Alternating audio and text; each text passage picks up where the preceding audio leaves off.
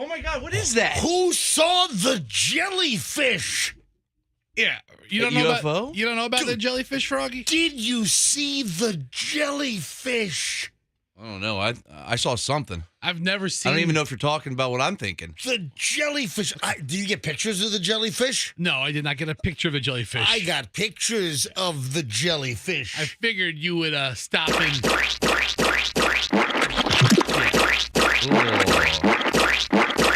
I got the jellyfish. Good.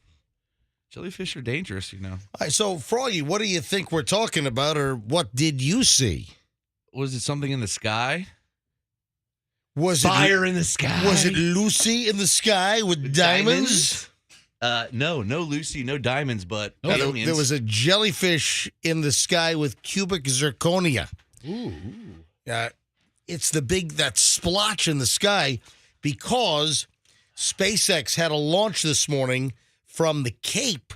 And what's the phenomenon or phenomena that causes that? All right, hold on a second. Bring up the story here. How often are they launching rockets these days? Well, I think these were the satellites, right? Yeah, these were the Starlink satellite.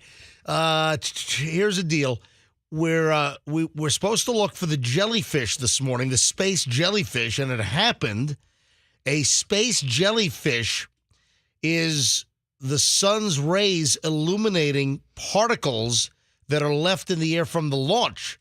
Now, not many launches, I guess, produce the jellyfish, but this launch produced the jellyfish, and I guess you have to have numerous factors that are in place. Again, all right, so SpaceX just launched. It's now 6:03. We come on the air at 6:03.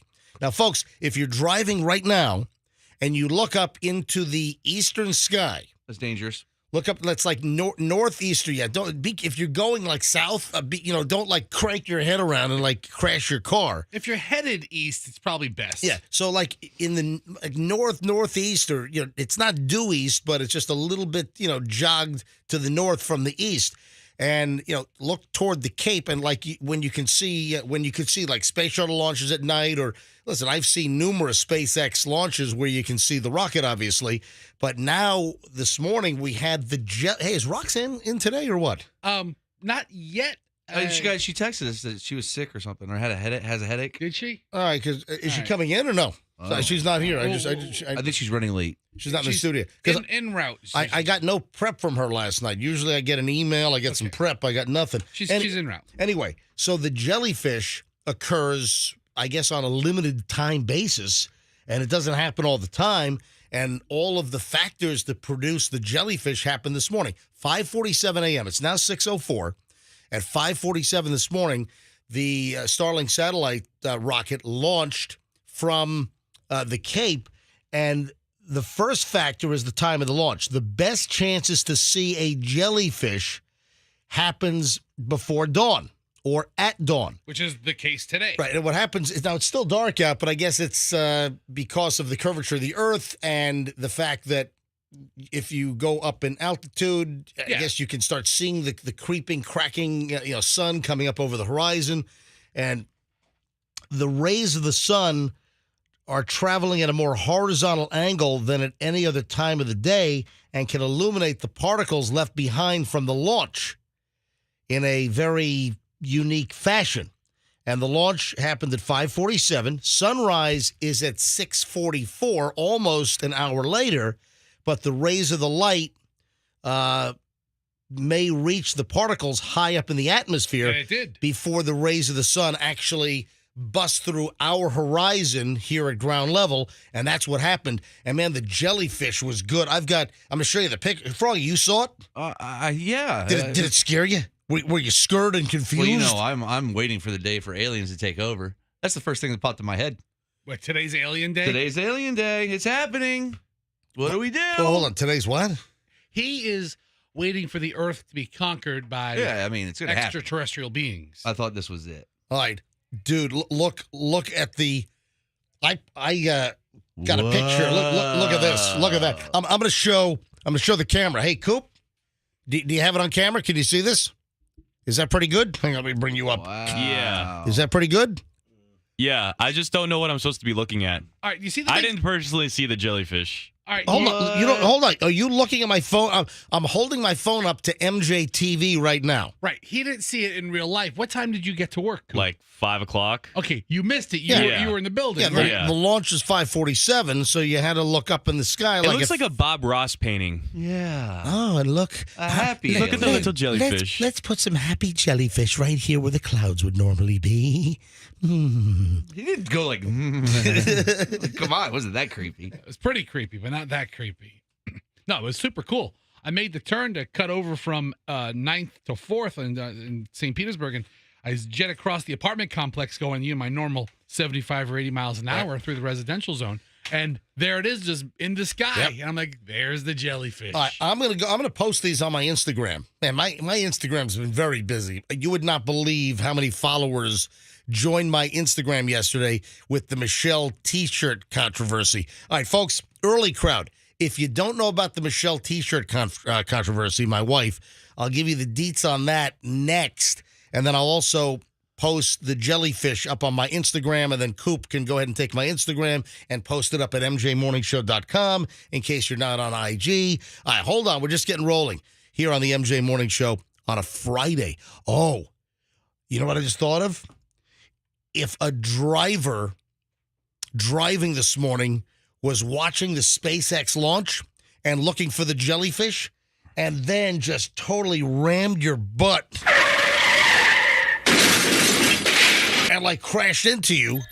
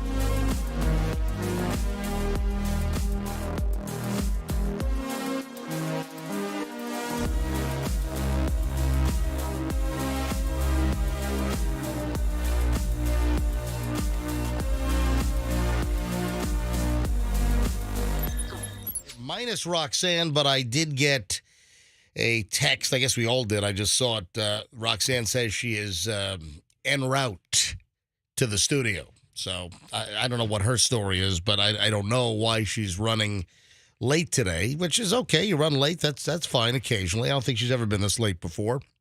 What was that? No, I just hope everything's all right. Well, she also didn't send me an email last night. Usually I get an email from the whole crew, Coop, Fester, Roxanne.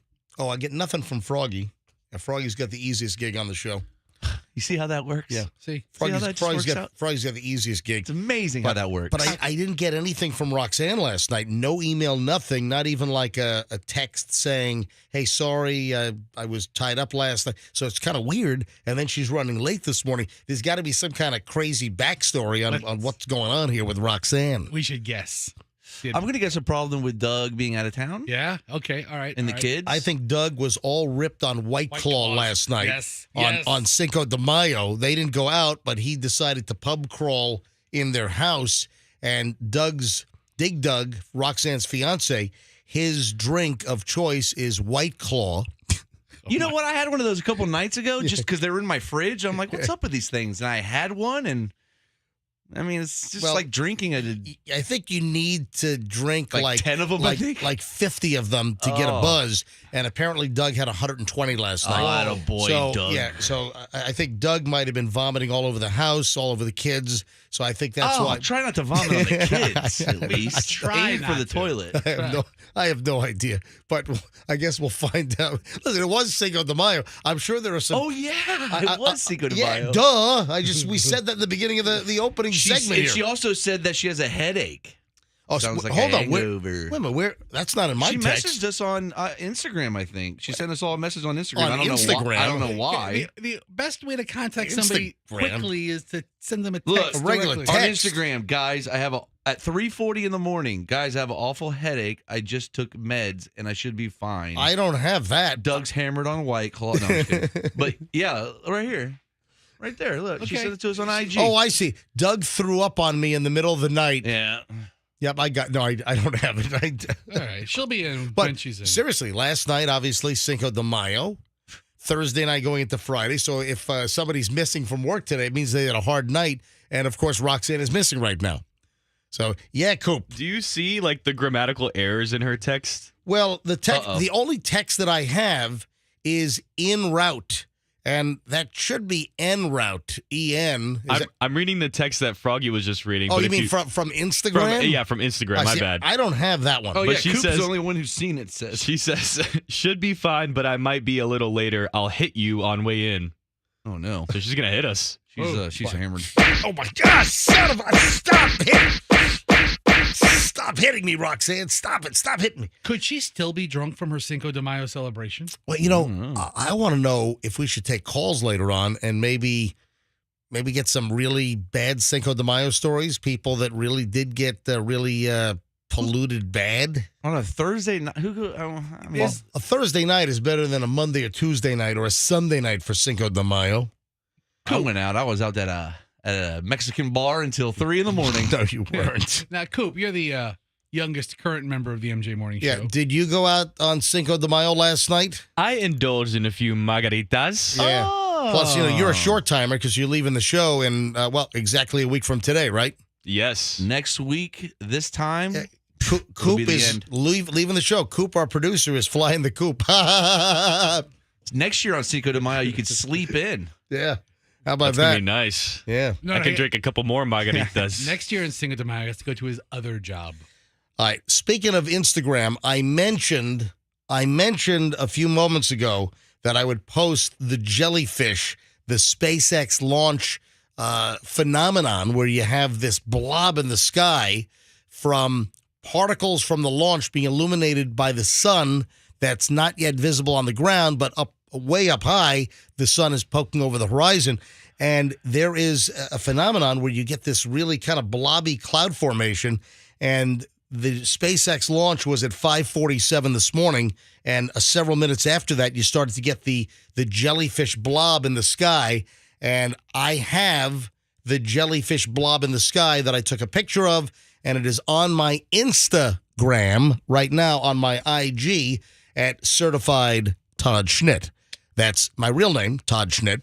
Certified, so take the word certified and then do TODD SCHNITT, and you can see the jellyfish blob on my IG right now. Coop will also post it on MJMorningshow.com.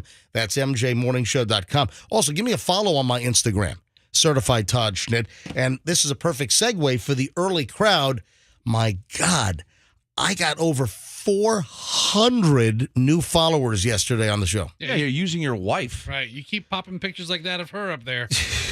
You got it. How many more people like that picture opposed to your clam pictures or your pasta pictures? Well, I right, so hold on. guess I can look at the likes on the photo. Oh, my God. So I'm looking at it Yeah, right it's now. about 3 times the likes that I usually, Yeah. 4 times the likes I usually get. It's not even close. It is ginormous. All right, so folks, 125 comments? I've never gotten 5 comments. there are 125 comments on the picture of Michelle. That's outrageous. For the early listening crowd, you didn't hear this yesterday unless you listened to the podcast or watch MJ TV later on in the day. Here's what happened. Michelle was all excited. She got a new T-shirt that arrived on Wednesday. UPS guy Bobby, best UPS guy in America, South Tampa UPS Bobby, he's our guy, and he sends me a text, got a package for you. He'll give me a heads up. He'll text me. He's got my cell phone. He'll give me a text. And then my little buzzer rings. I go out, get the package, and give it to Michelle. She's like, oh, it's here. I'm like, what's here? You'll see. She opens up the package, and she's got a T-shirt, and it says Justice for Johnny emblazoned across the front. And, of course, it's Justice for Johnny Depp. Michelle is Team Johnny, not Team Amber. We got a whole spread on that later on. There's a couple of chunks of audio we got to get to. And there are a couple of things that we can't get to because it's pretty damn nasty. But Michelle's got this Justice for Johnny T-shirt. She puts it on.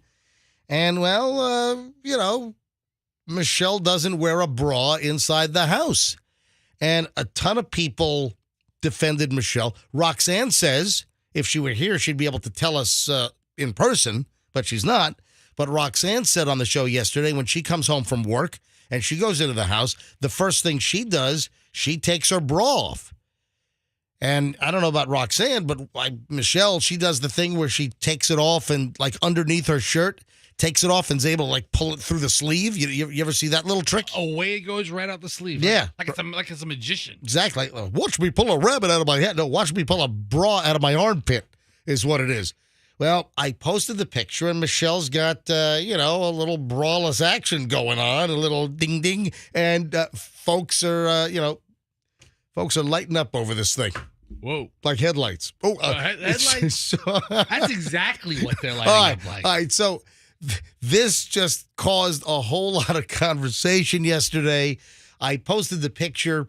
The picture is in my hallway. I've got this long radio hallway in my house where I display a bunch of my antique radios, my 1935 through 1938 Zenith old-fashioned wooden radios. So if you want to see Michelle, you want to see my old radio hallway, go to my Instagram and see it. Certified Todd Schnitt. And, of course, go ahead and give me a follow. Give me a follow because you never know what's going to pop up. Michelle didn't have a problem with it. She's like, listen, I don't wear a bra in the house. Exhibitionist. So be it. Michelle, she's changed. There was a time where she'd probably be all cranked and ticked off and pissed about this. Did you say ticked? Yeah, Oh, ticked. ticked. I said ticked. Yeah, ticked off. Ticked off. Ticked. Something else on my mind. No, I guess so. All right, so if you want to see the picture of Michelle that's caused quite a stir, go to my Instagram, certified, the word certified, and then Todd Schnitt, TODDSCHN, as in November, ITT, and take a look at the picture. And while you're there, why don't you go ahead and follow me because you never know, like I said, what's going to show up on my Instagram. Like the jellyfish this morning.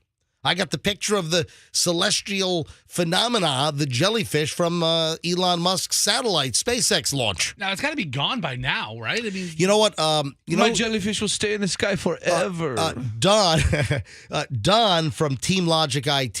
Yeah. You know, the guy that brought us gave Roxanne the new laptop and then gave us all the Surface Pro 8s from Microsoft. Don from Team Logic IT, he sent me a text a little while ago, and he had it well after my picture, and the blob, the jellyfish in the sky, it starts to dissipate, and he's got all kinds of swirly lines all over the sky instead of the jellyfish blob that I got from just after launch. But it's a really cool picture, and I took it from St. Petersburg over here, and it's really quite interesting to take a look at. Certified Todd Schnitt on Instagram. Yes. And Coop has everything, Michelle, as well as the blob, up on mjmorningshow.com. Anything else, Elon, you want to say? Yes, on my next rocket launch, instead of a jellyfish, it's going to be a Tesla logo in the sky. Really? And then the next launch. Yeah, what's that going to be? In remembrance of my ex-girlfriend, Amber Heard. Yes. I'm going to have a giant mountain turd in the sky. A giant turd in the sky? Yes. It will be amazing. You'll never see anything ever again like this turd in the sky. The turd that she allegedly left in Johnny Depp's bed? I miss you, Amber. It would look like a UTO in the sky. Oh. Unidentified turd object? Is that a UTO? Or a UFT. Oh, my God. All right, folks, you got the MJ Morning Show. We got early morons in the news. That's right, folks. The early morons in the news roll next here on the MJ Morning Show. I want to talk about your money for just a second, and, well, a little more than a second. And this is really important stuff. Your money.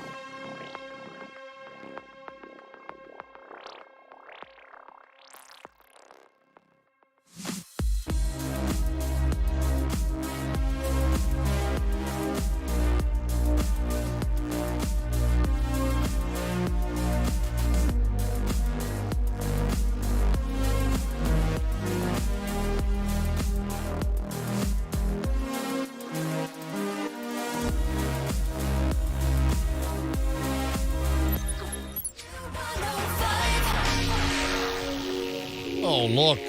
Do you believe in love after love? It's like one of the first songs where they use a little pitch changer, isn't it? All right, early morons of the news in a couple of minutes. Stand by.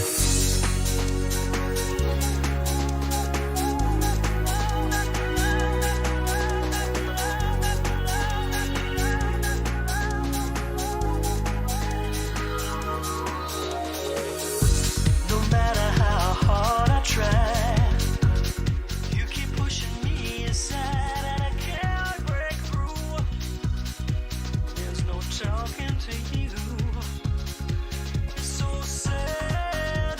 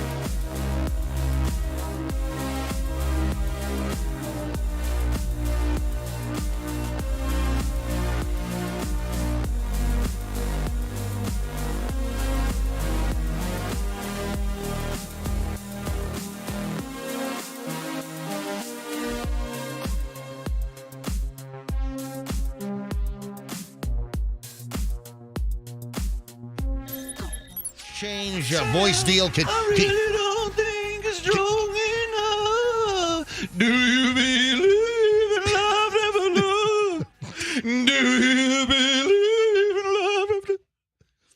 Do you believe? That's, You like that? That's the actual effect. It was just her singing into a mic and some like dwarf just karate chopping her throat. Auto-tune. I think that's the first auto-tune ever used in a song. I think I said that at the beginning of the song, and am I right or wrong? I mean, this was, and even after this, auto-tune wasn't a thing for another decade. I mean, Cher is just the On the cutting edge. All right, you got the MJ Morning Show. This is Q105. Where the hell's Roxanne? She said like I don't know where Roxanne is. I believe love after love. You know what's funny is Fester's trying to do it, but he has so much I fat. can't do it. Look, watch. Froggy, do it. You do it. Do you believe? All right, now I'll do it. Nothing at all. Fester has like a built-in Yeti cooler around his neck. I wish. It's like a chin is just blocking the funny. It's a chubby. It's not a Yeti. All right, so seriously, where's Roxanne? I don't know. Call her or something. I mean, Or don't. But she said that she's en route for the last like 45 minutes, and It's en route, by the way. well, whatever you want to say. is it N or? I've got early morons in the news, folks. The early morons. In fact, I got some cleanup to do. Hey, Coop, how many items did we put on the website over the last couple of days that we didn't get to? You got a number of things, right? Yeah, there's a couple things. All right, go ahead and run down the list of things that we put up at mjmorningshow.com. And folks, we get to a lot on this show, but sometimes we don't get to everything, and sometimes there's even more material that we put up at mjmorningshow.com, and we did just that in the last couple of days. What didn't I get to? The Portland woman who tried to drive down the stairs. Dude, you got to take. Is that an amazing picture? That is. I just love how moronic it is. This is so festive. Go to mjmorningshow.com so you can see the picture. A woman in Portland, folks. This is early morons in the news, and you'll find out why we call it morons in the news. God. I'm looking. Froggy, go look at the picture, and you'll know why I'm giggling like a child over here. Take a look at this. Whoa. Did she think she could go down it? She tried to drive downstairs in a parking garage. Looks like she almost got done. Did it? And wait a minute. It's not just any parking garage. It's the Portland Police Headquarters parking garage. Oh, that's the wrong garage. Yeah, Of all the garages in Portland. Wait, even worse.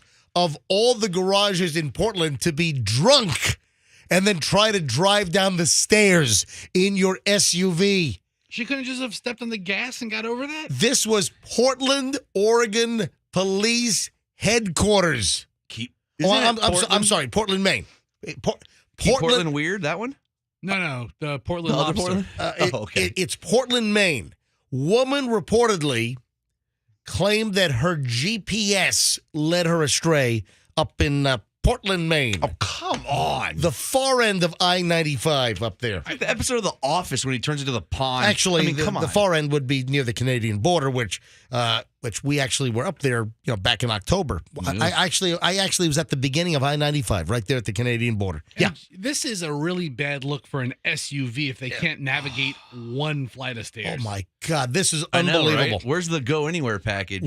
It's not a Bronco, is it? Let me remind me about that, because I was blinded by some guy in my neighborhood this morning who thinks he's like off-roading in some kind of African desert endurance relay. Let's or go. something. Hold on. Rally racing, baby. That's it, rally racing. All right, hold on a minute. I got a problem. I got an issue with a neighbor this morning. So hold on a minute. First, though, woman in Maine is blaming bad GPS directions. No, the cops in Portland, Maine are saying, no, we're blaming it on the fact that you were ripped, that you were drunk off your ass. We're blaming it on excessive BAC. Froggy, what's BAC? Blood alcohol content. Yeah, exactly. Blood alcohol content. Told you. According to the Portland Police Facebook page, you got to take a look at these pictures. This is unbelievable. She tried to drive her blue SUV down a staircase inside the multi-story parking garage at the Portland, Maine Police Headquarters building. 26-year-old woman in a really bad predicament. She drove across the pedestrian plaza at the Portland, Maine Police Department that attempted to drive down the stairs. Her SUV is like dangling over the top step, like, the middle of the SUV is like on a fulcrum type of situation. And she is wedged and crammed against the brick wall and the metal railing through the middle of the staircase. Pretty sure my truck could get down that thing. No, That's the thing. No, it could not. Isn't there an SUV commercial where it shows them like climbing 1,000 stairs? That's like a Land Rover or a Range Rover commercial, and it's like climbing some kind of thing in China. If I'm like the Land Rover dealer, I'm putting this picture up. Like, you see that car you're thinking about? It can't get down one flight of stairs. Guess what? The Range Rover or Land Rover is doing the same damn thing there. It's getting all wedged and stuck. Any vehicle is going to get stuck. You can't drive down a stairway that's maybe 5.5 feet wide when your vehicle is 6 feet wide. Well, the railings will get you. Right. You got to take it at speed. oh, that's the solution here? Going down, That's the solution. Or put a two-wheeled ramp at the front and then take two wheels down the thing. Portland police say the woman was hit up with a DUI. They call it OUI up there. Operating under the influence, OUI.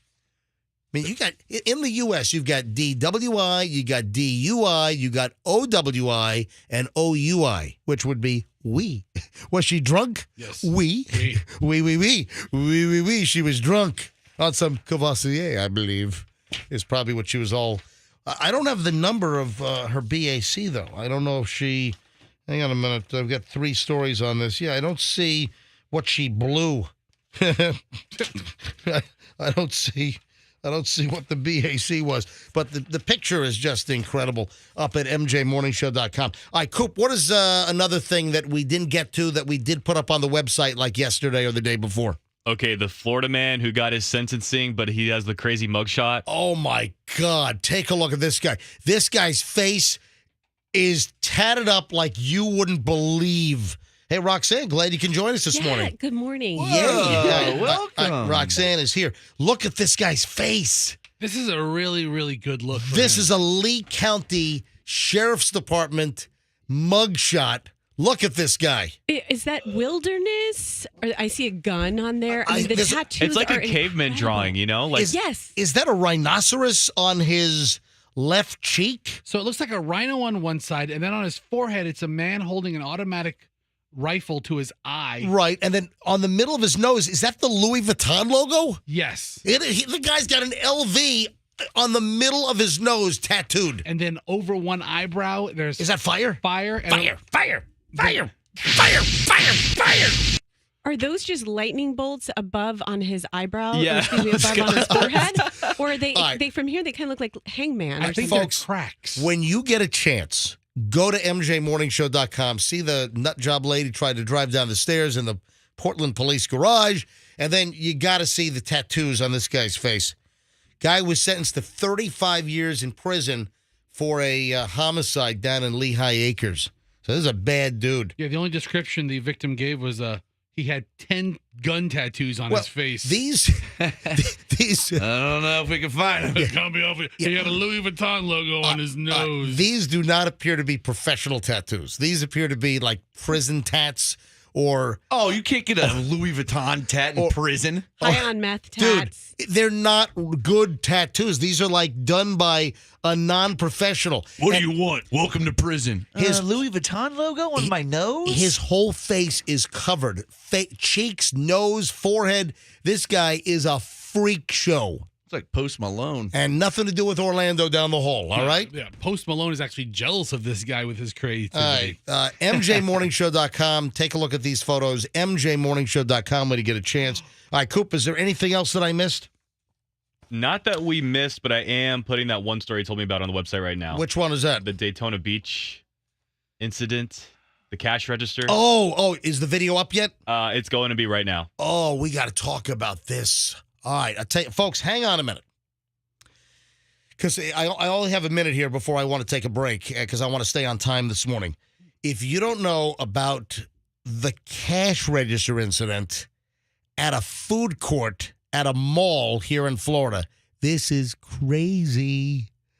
What happens for somebody to snap and have an incident with the employees? You know how the food courts are set up. You got the long countertops.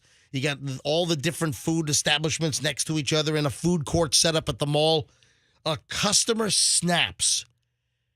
Cash registers involved. Other things are. Hold on. We'll talk about this next, and we'll have the video up as well so you can see what not to do in a situation. This degraded. All right, quick break. We'll continue with the early morons in the news next. And, guys, I need to talk about Howard 60. Do you know what Howard 60 is? Never heard of it. Is that like a robot? Howard 60. Hold on. If you don't know what Howard 60 is, I'm going to talk about Howard 60 as well. You need to know about this, folks. I'm telling you right now. All next on the MJ Morning Show on Q105. We'll also find out what the hell's going on with Roxanne, why she's like almost an hour late this morning. Folks, when it comes to your air...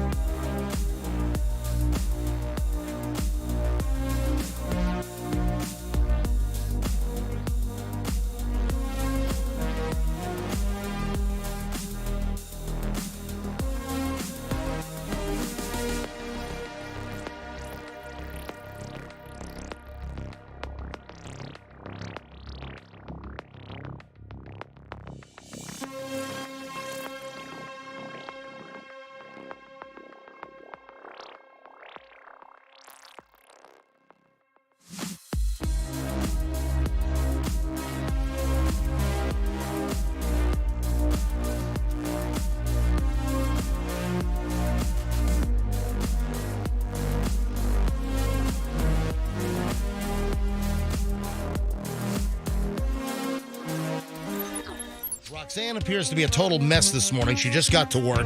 That's number one, almost an hour late. Howard 60, what is that? And the rest of the morons in the news next. I wear my sunglasses at night.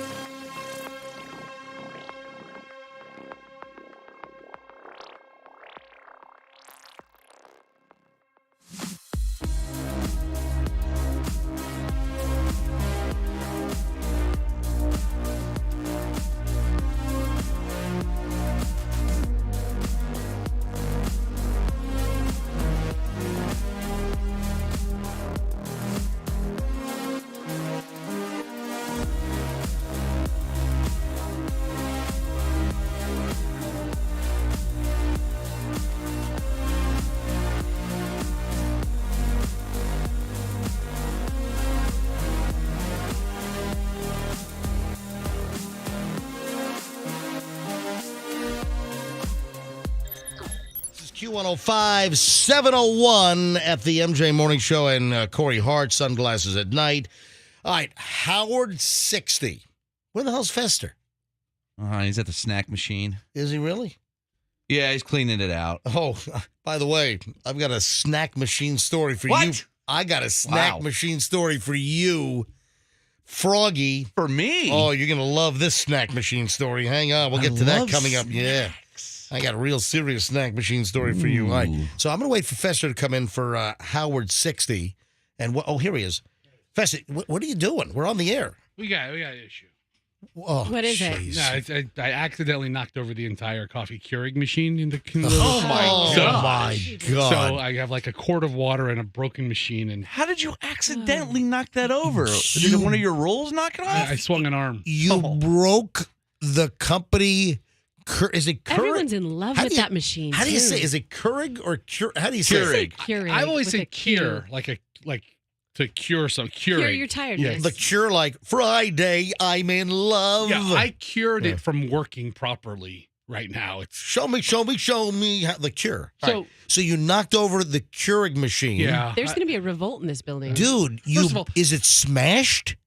The water tank is cracked. It's on the ground. Oh, my and God. That's just- like it everybody doesn't go relies back- on Oh, my. It doesn't go back together. And Everybody relies on that machine Okay. because the coffee maker here gives you like heartburn. yeah, okay. I've got big issues. Why? Well, what not is- to mention it's got Legionnaire's disease as Yeah, well. that Yeah. too. We Yeah. have a Keurig machine in that little cafe coffee room there, right? That's meant for like a house with like Oh, two people in it. God. And a big radio station has like this little janky Fast- machine, $49 machine. You broke it. No, a Keurig machine's not $49, is it? No way. They're about like they're- 50. At least. Listen, I just got a Bed Bath & Beyond 20% off coupon at the house. Oh, did you So really? I'll pick up another one. It's no big I don't deal. think Bed Bath & Beyond's around anymore, are they? Yeah, they're they around. are. I Sure. thought they went out of business. No. Where do you think people get their that's- lotions and back scratchers? And like all kinds At of perfect- Evelyn and Crabtree. I don't You're know. thinking of Babies Are Us. Yeah, their Bye Bye Baby At went out of Evelyn business. and Crab's Crotch. Not Bye Bye Baby. I think that's where they.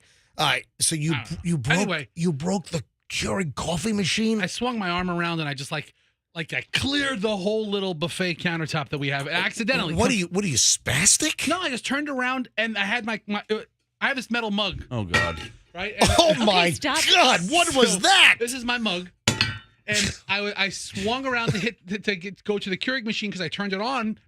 Went Just to the pure force. yeah, and just the inertia of my girth and, Yeah. Holy and frig! the metal knocked it down. So all right. I still have to clean it All up. right, move. You mean there's still a mess on the floor and broken parts? Okay, because I'm listening to the speaker, right? And I hear, I wear my sunglasses Right. at night. I'm like, okay, good. I still have some time. And then I hear you, Yeah. there's the MJ Morning Show. I'm like, well, hell, I better get back. So Yeah, I might have maybe cut Corey Hart off by like 35 seconds or so. I don't know. I think we cost him like 3/4 of a penny. I can't keep track. So, Roxanne, before I get back to the idiot stories, why are you all disheveled this morning? Why are you almost an hour late to the show? Roxanne just showed up at like 6:48 this morning when she's usually here at 5:58, like 2 minutes before the show starts. It was Doug vomiting White Claw around the house. Oh, so you heard that? Yeah. No, I have to tell you guys, I enjoyed my drive in so much today. You put on a hell of a show, even without me. I was like, this is fun. It was really So great. you enjoyed listening to Yes. the MJ Morning Show as just like a listener. It You was- told me you were listening to great. Chad and Christy on the way I in. can tell you right now, I'm not here. I hope the shows are terrible. Fester. No offense. Oh, Fester wasn't in today. Show wasn't that No, good. really, why you? They're and then- always great without you. And then last night I got no email from you. I got no prep email from you, which you're typically like clockwork. Yes. I got okay. no explanation for that. You're late. So You don't smell very good this morning. Oh, I thought I smelled showered. something. I did shower. I'm kidding. I'm joking. Actually, when you don't feel good, when I don't feel good, I try to look good, feel good. All right, so There you go. I'm actually wearing a what's dress going and- on in your life?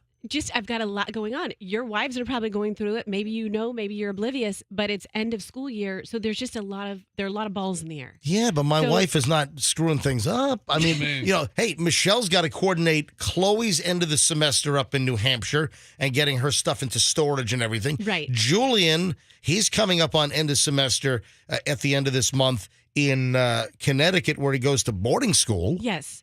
And So she's got to buy Johnny Depp stuff while doing all that. Exactly. Oh, and there's a new Johnny Depp purchase. Did you guys watch it? She should stop buying that stuff. My wife has a new Depp purchase. After yesterday, Well- she should throw that stuff in the garbage. I'm now in the middle. Guys, it's going. I'm telling you. Guys, it's going both ways. I It's- told you from the beginning that he has everybody hoodwinked.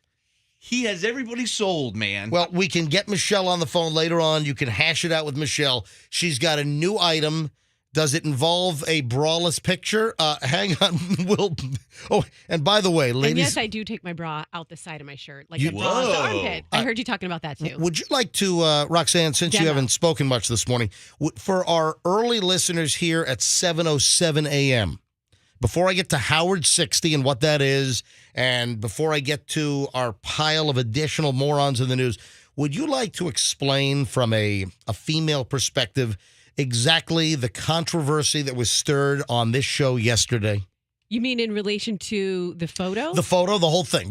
Okay. So tell our there's- listeners that might not have heard this from yesterday's show. If you'd like to follow Certified Todd Schnitt, you can go to Instagram and follow him, and you'll see the picture that is at the center of this controversy, I guess, maybe. And so it's a lovely picture of Michelle. She looks beautiful. She hasn't aged in many years, bazillion years, and she is wearing a shirt in support of Johnny Depp, and you can see part of her anatomy a little bit clearly, maybe more clearly than you would think, although she could be wearing a sheer bra, but I think in this case she's wearing no bra. Well, she But it said looks that. great. She Yeah. said that in the house she doesn't wear a bra. Who does? And you said the minute you get home from work, what do you, Roxanne, do? I unhook it in the back and pull it out my armpit. Whip them out.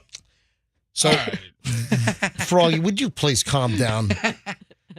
Michelle bought a Justice for Johnny t-shirt. And you guys are saying she needs to throw this away now, you think? Well, if you watch any of yesterday, yeah, we did. I was and blown away. Guys, 5 hours yesterday I was in. Guys, there was some rough stuff yesterday. But again, it's back and forth. That's what happens. And, we haven't seen all aspects of the trial. The jury has. So Michelle's wearing this Justice for Johnny t-shirt that she got on Wednesday. and she put it on, took a picture, put it up on Instagram, my Instagram. If you haven't seen it yet, it's on my Instagram, Certified Todd Schnitt. So the word certified, then my real name, Todd Schnitt. Certified TODD SCHNITT. And you can see the picture of Michelle where there are some, there are 2 additional features that might poke you. All right. you go. So Okay. on my Insta, and then there are like over 125 comments right now.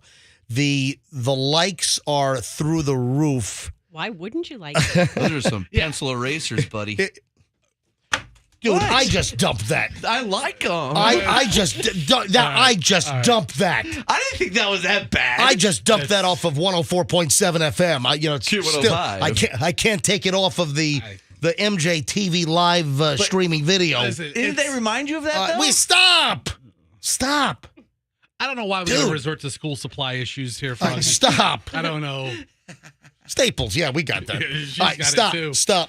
All right, Stop it. Stop. But go to his Instagram to look at it. But stop. That's Certified Todd Schnitt. It's a great. And give me a follow. While you're over there, give me a follow at Certified Todd Schnitt. Let's make it unfollow Certified Todd Schnitt Day, where everybody unfollows you. You gonna dump that? Come over there and crack you. You can't dump it twice in a minute. So All right, now before I get back to the morons. Well, actually, you can. Well, did you want to hear the rest of my story? Yeah, go ahead. there's Yeah. more. So I took melatonin to try to make me not have like my train track in my mind and to be able to sleep. But my body. Hang on, Melatonin. what? Yeah, melatonin. Melatonin, so you don't have a train So you track can- in your mind? Let me decipher what she was saying. What the hell does that mean? Last night, her mind was just running a million miles an racing. hour. She needed to calm down, so she took some melatonin. Oh, so your mind was like a runaway train. Yes, Yes. a train track in my head. Do you guys not speak Roxanne after all this time? Roxanne, she couldn't settle her mind. Her mind was My racing. God, if I get one of those fake sign language people in here doing gibberish, that might make more sense to me. For real. Yeah. So, Roxanne has Look, a freight train in yes. her head. I feel like Thank somebody's you. laying train tracks down in my head. Listen, so I took melatonin. It has the opposite effect on my body. What, melatonin keeps you up? Yes. Oh, get out of here. Jerks Have a me cup awake. of coffee and go to sleep. Yes.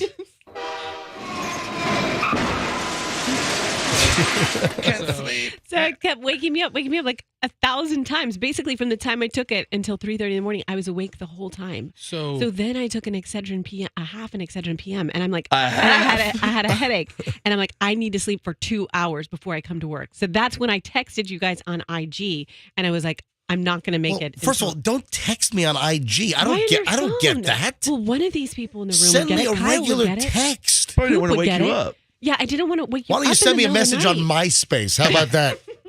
That'll Why get don't you you. AIM him? Yeah, give me an AOL AIM messenger.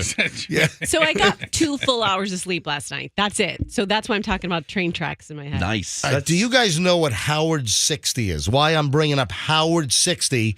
And I think it's very important for Tampa Bay residents to understand what is Howard 60. what is that? New bridge? Howard Stern is 60 years old. No, He wishes. no. Howard Cosell. Is dead. All right. No. Howard his- Mandel? All right, you said you All right, you his- specifically mentioned people in the Tampa Bay area. Howard Cosell's toupee just sold for $60 on eBay. All right. No. Oh, that sell for millions. That's amazing.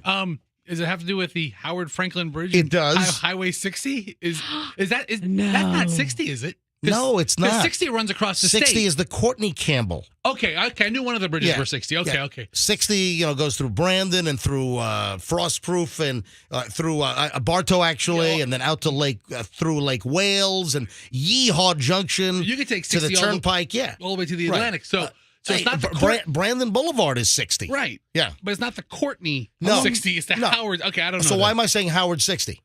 speed limit? Yeah. What? Did you guys just notice? I just noticed this. They lowered the speed limit on the Howard Franklin Bridge in both directions from 65 to 60, and it's like they didn't tell anybody. No they, way. They just put up the signs. You know what's crazy? When I was driving in, I was like, wow, people drive a lot slower in the 6 o'clock hour than they do in the 5 o'clock hour, but it's because they lowered the speed limit. No, I think that's a volume issue. Well, I mean, I don't know if people are no, actually I- listening to the speed limit. Yeah, because I see people in the 5 o'clock hour when I drive in, people are driving like freaking maniacs. 90. 90 in the far left lane. People are driving like nuts on the Howard Franklin. I see cars weaving, swerving in and out. I see people doing over 100 in the 5 o'clock hour on the Howard. But I noticed this morning that they have new signs up, and the speed limit on the Howard Franklin Bridge has been lowered from 65 to 60. And I'm sure it's because of the construction that's going on. It's both directions. But I don't remember seeing like new speed limit, new traffic pattern signs.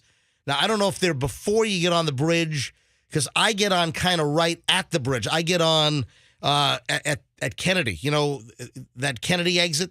Remember that old, remember the Fox Jazz, you know what I'm talking about? Do I? Yes. Remember the Fox Jazz Club? Sure. That at the end of Kennedy there, I get on there onto the Howard Franklin. So I don't know if were there signs earlier that said warning or attention, new speed limit. Were there any of those, big construction flashing yellow light signs that said new speed limit, Howard Franklin 60? So I'm on Interstate 275 all the way from L.A. to St. Petersburg. And L.A., by the way, would be Lutz area. the Lutz area, right? That's right. And I didn't notice any, and it would seem like it would be something you'd want to get your attention. So I didn't see anything that said reduce speed ahead or 60 miles an hour or new speed limit. I didn't see it. Not saying it's not there. Yeah, that's why I'm asking. But folks, heads up. This week, I don't know when they did it, but sometime this week, they lowered the speed on the Howard Franklin. At least that's my observation, from 65 to 60. That's why, hey, Howard 60, heads up. If you think it's 65 and you think you got a little buffer with the highway patrol, you just lost 5 miles an hour. So someone just said they just got off the Howard Franklin into Tampa, and the speed limit sign is 55, not 60. You can't drive 55. Have they lowered it on the interstate too? I don't know. Is it because of the construction? Oh, no. Wait, yeah, it is 55. Going through downtown Tampa, that has been 55. And then when you get past certain population, I think the Department of Transportation, they calculate it by the surrounding population. Yeah, Coop. So Pat George, our traffic guy, just texted me. Yeah. And he said it's been that way for 2 weeks, apparently. What? Oh, Patrick, no. 2 weeks they lowered it to 60? That's what he said. It's been that way for 2 weeks. And yes, there were signs flashing. He is a traffic guy. I didn't see them. They were not flashing in the way that I come in. So they must have been before the entrance that I get on, which is the last way to get on the Howard Franklin before you head to St. Pete. two things. One, I trust Pat as far as. I thought you were talking about my wife's picture. Whoa. Okay. All right, go ahead. I had to close the window. Right. It was Okay, actually, he has 2 points to make. The other point is, am I the only one who doesn't know what the speed limit is at any time? I had no idea. Well, you can't see through your windshield because I have 4 cracks in my windshield now. I got a new rock You've crack. got a headlight that doesn't work. Has 4 boxes of steaks. Did you fix the headlight? Headlights fixed. Wipers are fixed. Oh, the wipers are fixed. Wipers are fixed. Yep. And I have a new rock crack in my windshield. There's like 5. My wife's like, you need to replace this windshield. I refuse to replace my windshield until the construction's done on the Howard Franklin Bridge. I got 2 rock chips. Yeah.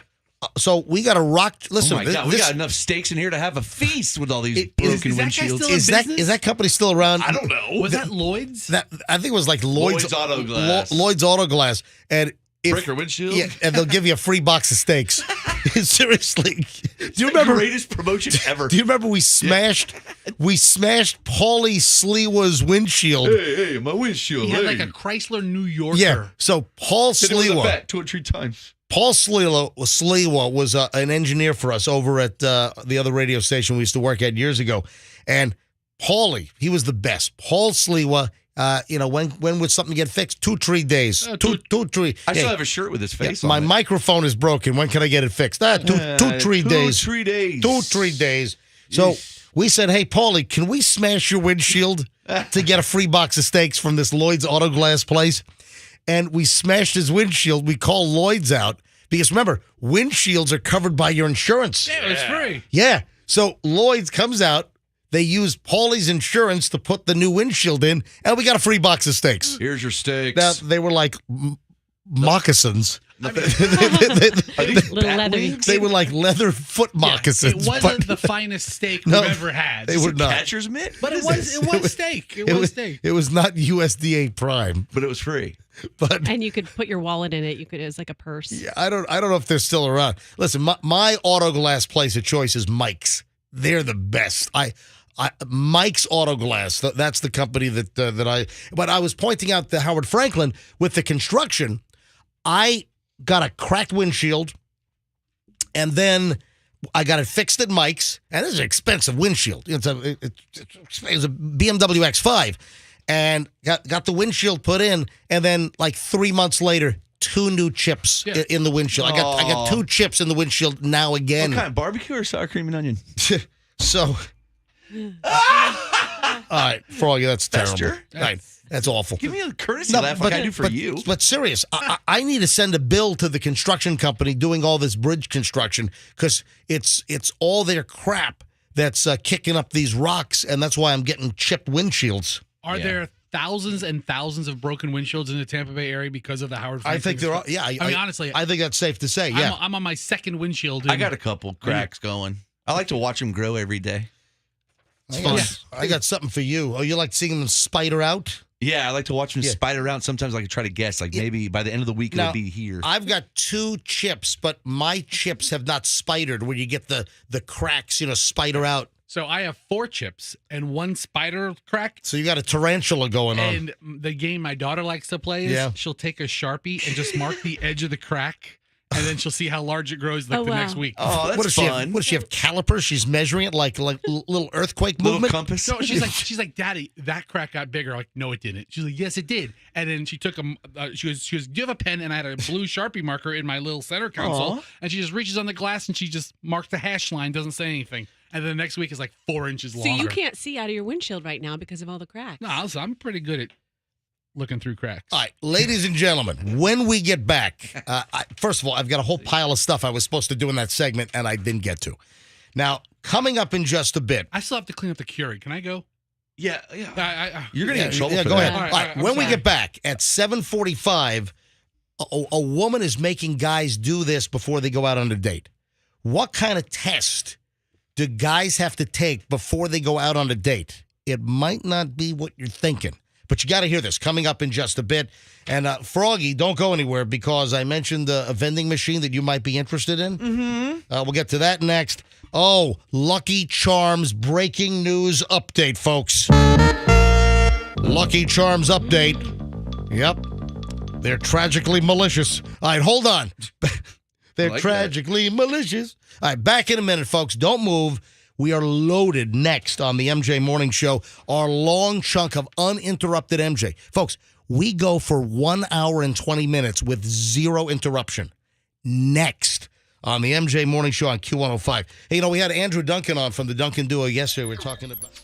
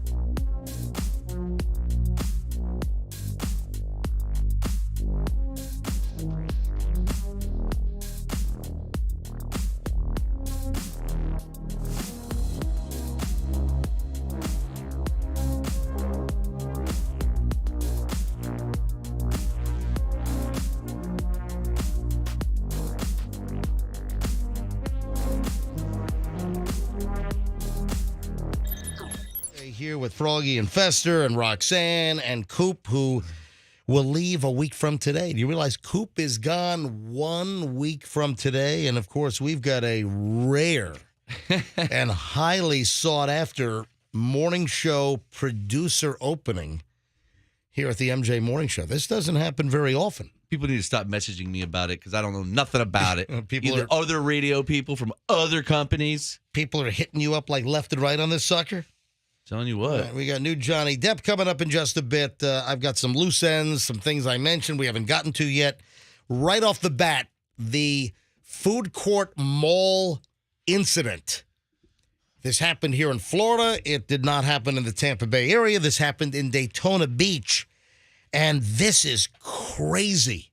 Cops were looking for the pair that wrecked one of the food court restaurant offerings at a mall because of some kind of argument over food quality. This is crazy. Wait, hold on. Which front was it? Which store? I'm going to tell you right now. It was the Cajun Cafe. Oh, I love that place. Listen. It was the Cajun Cafe, and this was at the Volusia Mall in Volusia County. This is Daytona Beach. So the cops put out a plea for the public's help to help identify the two customers that were recorded in a video last weekend just wrecking this food court Cajun Cafe at the Volusia County Mall. I don't consider myself a connoisseur of Cajun food, although I do like it. I know if you want good Cajun, the mall. If you want some good etouffee. Guarantee. Woo-wee. You want gumbo, you want etouffee, you want your crawfish, you want fried How about a catfish. beignet? What's that beignet place, the famous yeah. one? Café Dumont? Yeah, Dumont, exactly. There it is. Yeah. Cafe Dumont. Is it Dumont or Dumont? It's Dumont. Dumont. My sister-in-law lived there. I was With in New Orleans a lot. Chicory coffee or something. Yeah, So delicious. Cafe Dumont for the beignets. Yeah, with the powdered sugar. So when you want authentic Cajun, it's the Yes. mall food court. Is that what you're the saying? food court. I mean, I know, I'm going to Justice to Well- buy barrettes for my daughter or something. Guess what? Apparently these two did not agree with you. What? It's crazy. Yeah. The mall doesn't have the best Cajun food? Cops were called to the Volusia Mall food court about 5 p.m. on Saturday. When they got to the mall, they found damage to the Cajun Cafe. Oh, no.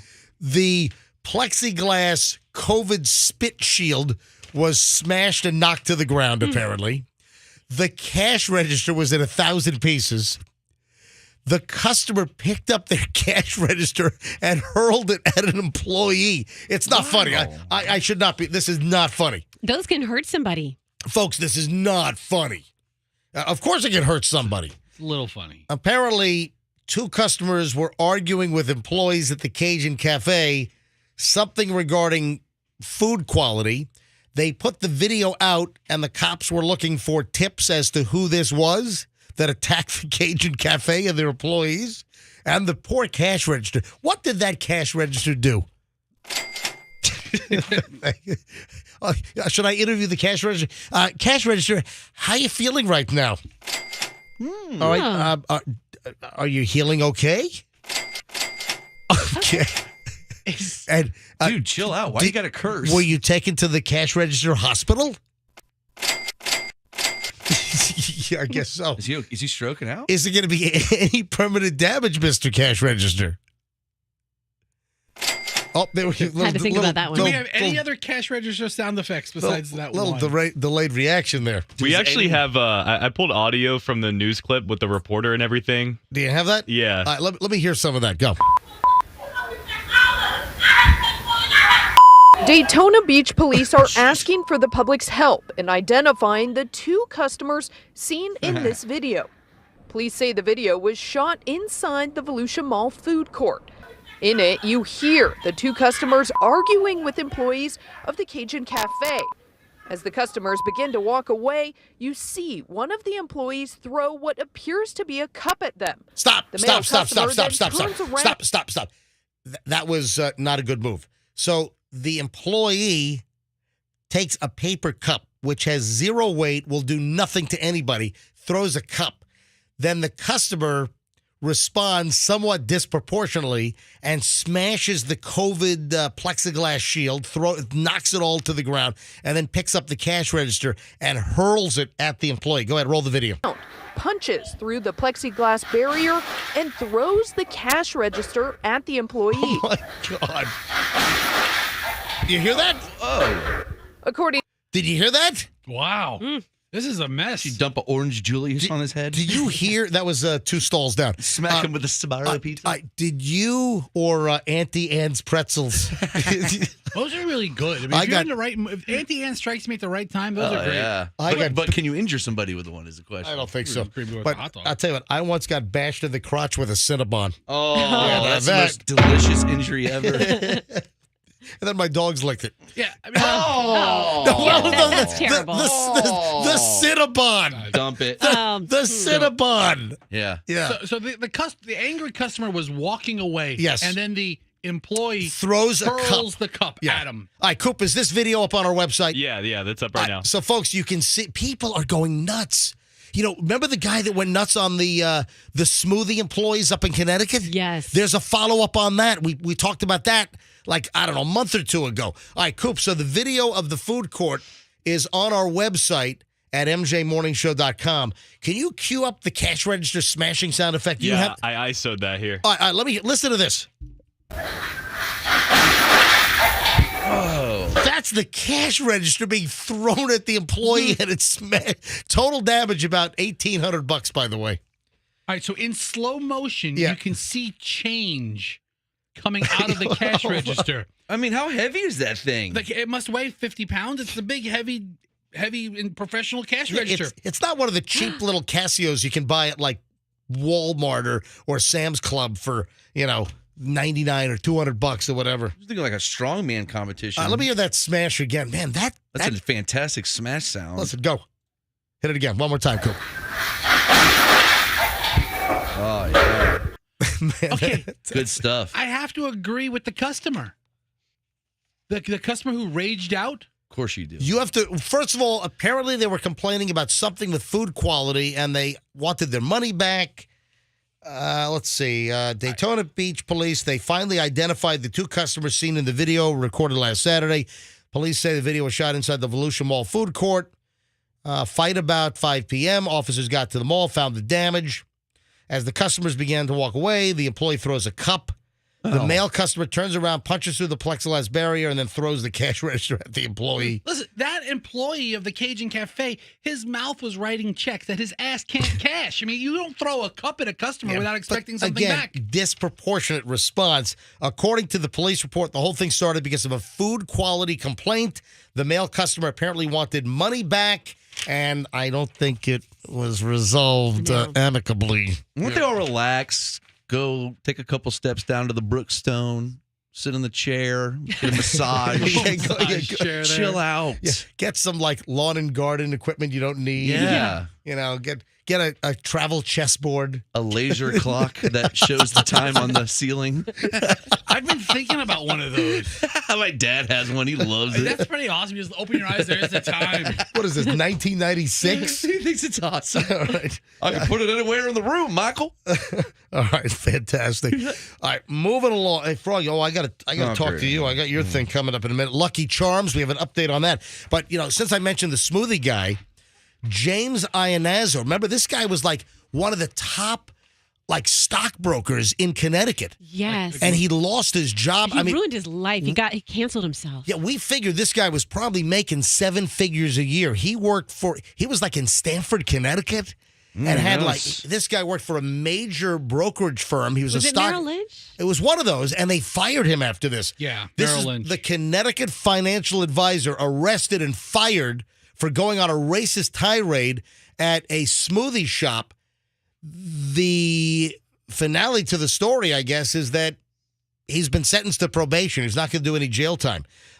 He's going to have some kind of an accelerated rehab program. Superior Court Judge Peter McShane, this is up in Connecticut, ruled that James Iannazzo, 48, will be placed under supervision for 1 year, according to the Connecticut Post, but he'll forever be known as the Fairfield Smoothie Guy. This guy had a cush gig, one of the top brokers in Connecticut for Merrill Lynch, and they fired him. Iannazzo, he pleaded not guilty to charges of intimidation based on bigotry or bias, breach of the peace, criminal trespass, following this crazy incident back in January at a Robex smoothie place in Fairfield, Connecticut. He'll be placed on 1-year probation. If he completes the probation without committing any new crimes, the charges will be dismissed. Today was dismissed. His 7-figure-a-year paycheck, I think that was dismissed. He'll be fine. He'll get picked up by Stratton Oakmont. Who? That's the Wolf of Wall Street. So he'll be fine. He'll fit in perfectly. That'll be a good culture for him. My God. Culture for him. This dude just threw his career away. Oh, my. 7 figures for real? By the way, he's been ordered to stay away from the smoothie shop. Oh. So if he wants a smoothie, don't go to Robex. Maybe Jamba Juice. No job, no smoothies. Or, you can come on down to South Tampa. My favorite place is Extreme Juice right next to the Einstein Bagel place at right near Trader Joe's on Southdale Mabry, It's an awfully long hike from Connecticut for some crushed up fruit. And then on Sundays, you'll get the buy one, get one free deal. You get a coupon to trade in later. You don't get two at the same time anymore. Extreme. But anyway, this is crazy. Remember, he screamed at them. Then, remember what happened? What happened was he told them apparently that his son was allergic to peanuts and don't put peanut butter in the smoothie. And apparently peanut butter went into the smoothie and his son had some kind of a allergic reaction. Yeah, he required 2 EpiPen shots and lost consciousness on their bathroom floor. Yeah, the kid had to go to the hospital because he claims that they put peanut butter in the smoothie when he asked them not to put peanut butter in the smoothie. And if it's that serious, wouldn't you monitor and watch and just double check or say, hey, make sure you please didn't put any peanut butter in the smoothie? So his son had a medical episode. He goes back to the store and flips out on the employees. Here's the audio. We saved the audio from the encounter. Listen to this wacko Iannazzo going nuts. Don't videotape me. You have no room to yell at us. I want to speak to the person who made this drink. Is that you? He wants to speak to the effing person that made this drink. Is that you? No, it wasn't we don't know who made it. So You don't know who made it? There's 4 of us here, so we obviously. Stupid ignorant high school kids. Okay, bye. Calls them ignorant high school kids. I want to speak to the Bye. Okay, you can call corporate whenever you want. Goodbye. Jam, stop. You don't care. No, I don't care. Give it to me right now. All right. That's where he threw the smoothie at the face of the high school kid working behind the counter. So that's assault. It would be. No, it was a smoothie. It was a delicious smoothie with a lot of peanuts in it. It would be a sugar. It would be a sugar, not a salt. All right. So she says she's calling the cops. The police. I'm calling the police. I want the telephone. Get the out. Do you I want understand? the telephone. Shut the You shut up. Get out. You can call corporate whenever you want. Bye.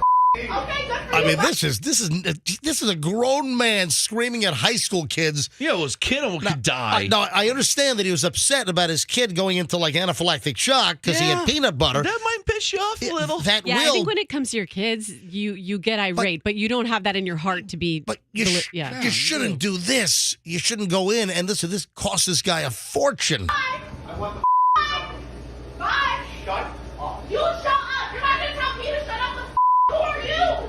Who are you? Immigrant loser. What? All right, then called the girl an immigrant loser. This guy's a millionaire, Oh yeah. He had a big job. Yeah. and he's acting like this. Yeah. Crazy. Tell you what. Get the out. Get the out. Get the out. You're going to jail. You're going to jail, you racist piece of I mean, this was crazy stuff I mean, at a smoothie store. Listen, how much peanut butter was in the thing? enough to give the kid a hospital visit. So what did they do? Put it in there on purpose? So if this guy would have called his lawyer right away, he could have sued this place for tens of thousands of dollars. Folks, And won. The lesson here is don't take matters into your own hands like that. I mean, don't lose it. Granted, the guy was very upset about his kid being exposed to peanut butter in the smoothie when he asked them no peanut butter. But still, you don't act like that. You're not going to get far. Lucky there wasn't a dude. Was there a dude there? Whatever goodwill you would have on your side, you totally erased it, and you've gone negative big time. There were 4 high school girls working there. It's a smoothie shop in the middle of the day. Calling the girl an ignorant immigrant loser. Whatever it was. All right. That's not right. All right. So this guy opened up his own independent firm. I'm sure he's going to do something. Move my funds right over. There you go. Stop. Hedge funds? All right. Moving along here. It is 7:47 at the MJ Morning Show. I promoted in our little daily teaser that at 7:45 I was going to... Hey, Coop, do you have our daily promo? Folks, when you listen to Q105 during the rest of the day for 80s and more, you will hear during the day... Seriously. You know what some of that more is? Some of the more is like my little promo of what's coming up the next day. That's what it is. That's what the more is. All right, Coop, do you have my promo from yesterday? All right, let me hear it. Go ahead. This woman makes guys take a test before they go out on a date.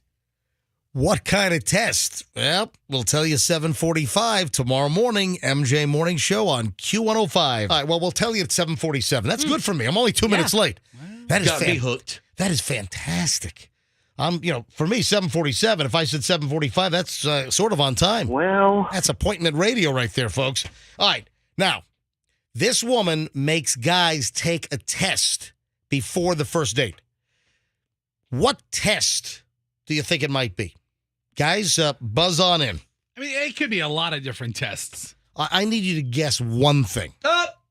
Yes, Froggy. Hearing test.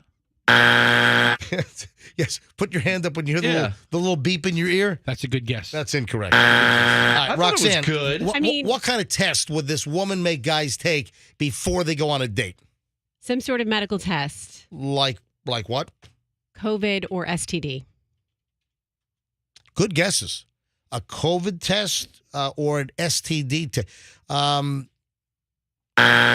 No. See, I would think that most people would gravitate to, a crotch cricket test or something. Yeah. But no, that's not the case. It is not a COVID test, nor is it an STD test. Chlamydia, gonorrhea, syphilis. What am I missing? Herpes. You've covered all the big ones. Do I have anything else to? I'm sure there's a couple more out HIV. there. There you go. HIV. Exactly. All right, Fester. What is your guess? What test does this woman have guys take before the first date? Is it a medical test? I mean, are these guys even in the right? I think Roxanne said medical. Yeah, so far, my guess is the best. I mean, one of those at-home colon cancer tests where you have to send the sample back. Is that what you call that? When you tell me to come over? What is that commercial with like the little talking poop box? Is that it? Yeah. What is that? Cologuard. And the guy's like, I'll have a salad and I'll test myself. I'd like a nice drink of Coca-Cola Guard right now. What do you? Delicious. Yeah. That is incorrect. Okay. It's not a home colorectal test. Colon, whatever it is. No. I'll take 2 though. This woman makes men take an IQ test before the first date. Her name is Candace Kloss. She's attractive too. Hey, Coop, did I tell you to grab this? I don't think so. Yeah, bring up the story and grab the link because this woman is attractive. She's a model, and she looks like a model. Well, if she's so smart, she should be able to gauge their IQ when she goes on a date with them. Well, she's revealed that she only wants to date smart guys and gives them an IQ test to take on the first date. She's from New York, and she says that men find her intelligence intimidating. Oh. So she's very attractive. What's her IQ? And, what's her IQ? She is a certified member of Mensa. Okay. What's that, like 160? I think with Mensa we have to be 140 and 140. Higher. I think it's 140. I think, because I'm right below it. I told them to screw off. Yeah. They want you to be the president. Yeah. So, anyway, she says that she doesn't want to date dumb guys. Okay, Mensa proficiency is 136. 136, all right. Mensa. So, Froggy, you still can't get in. Damn it. Yeah. Because you're like 135. Right? Those that pass her IQ test will stay in the game, and at least they get over a hump.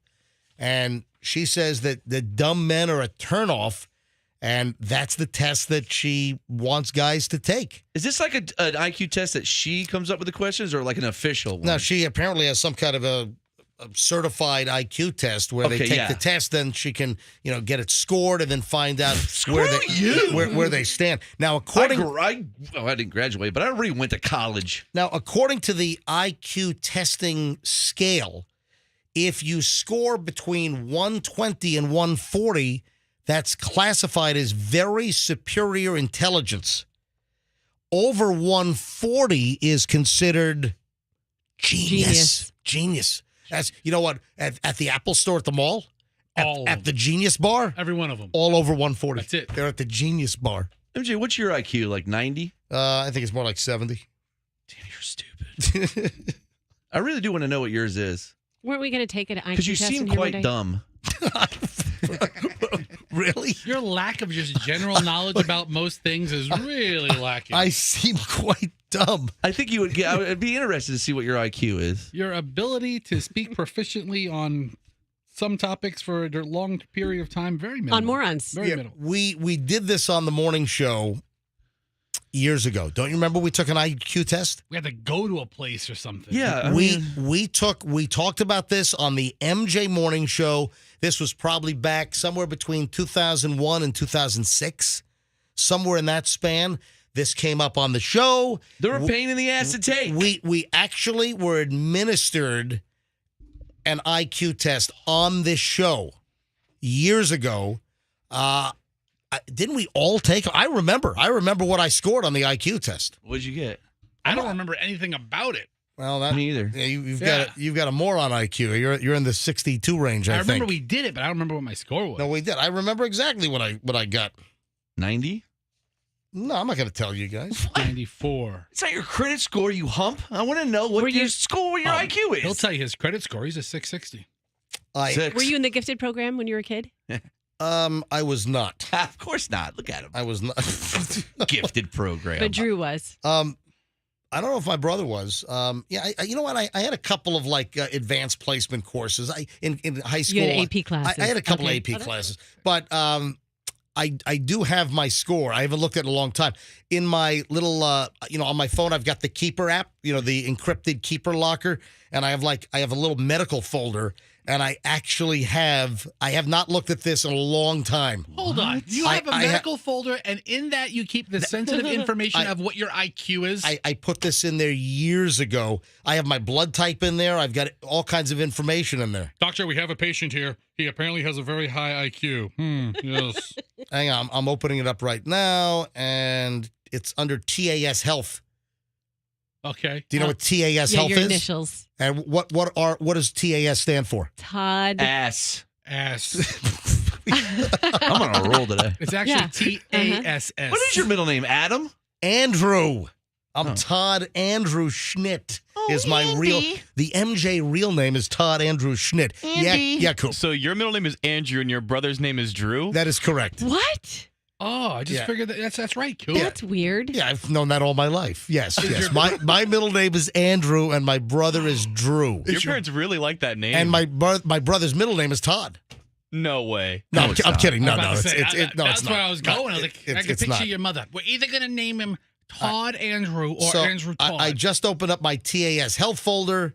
I've got my blood type. I've got all kinds of health information, and I just saw it. There it is. Is it over 100? It is. It is over 100. Wish.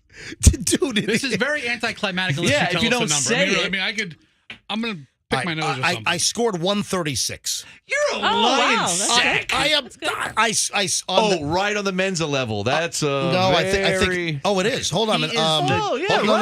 136 is the threshold for Mensa. So he is the dumbest person. No. Hold on. Being the tallest midget. Hold on a minute. Is that what is it? I mean, according to this article here, here's Candace Kloss. Right. She has an OnlyFans page. She is very attractive, and in the description here, it says that the threshold for Mensa is a 136. No, really? I had no idea. I did not. I swear I did not. We just talked about it 2 minutes ago. MJ, not only could you be in Mensa, but you also would have been in the gifted program if it was in the 130s. Wow. I just don't know how to apply myself. Roxanne's a big supporter of the gifted program.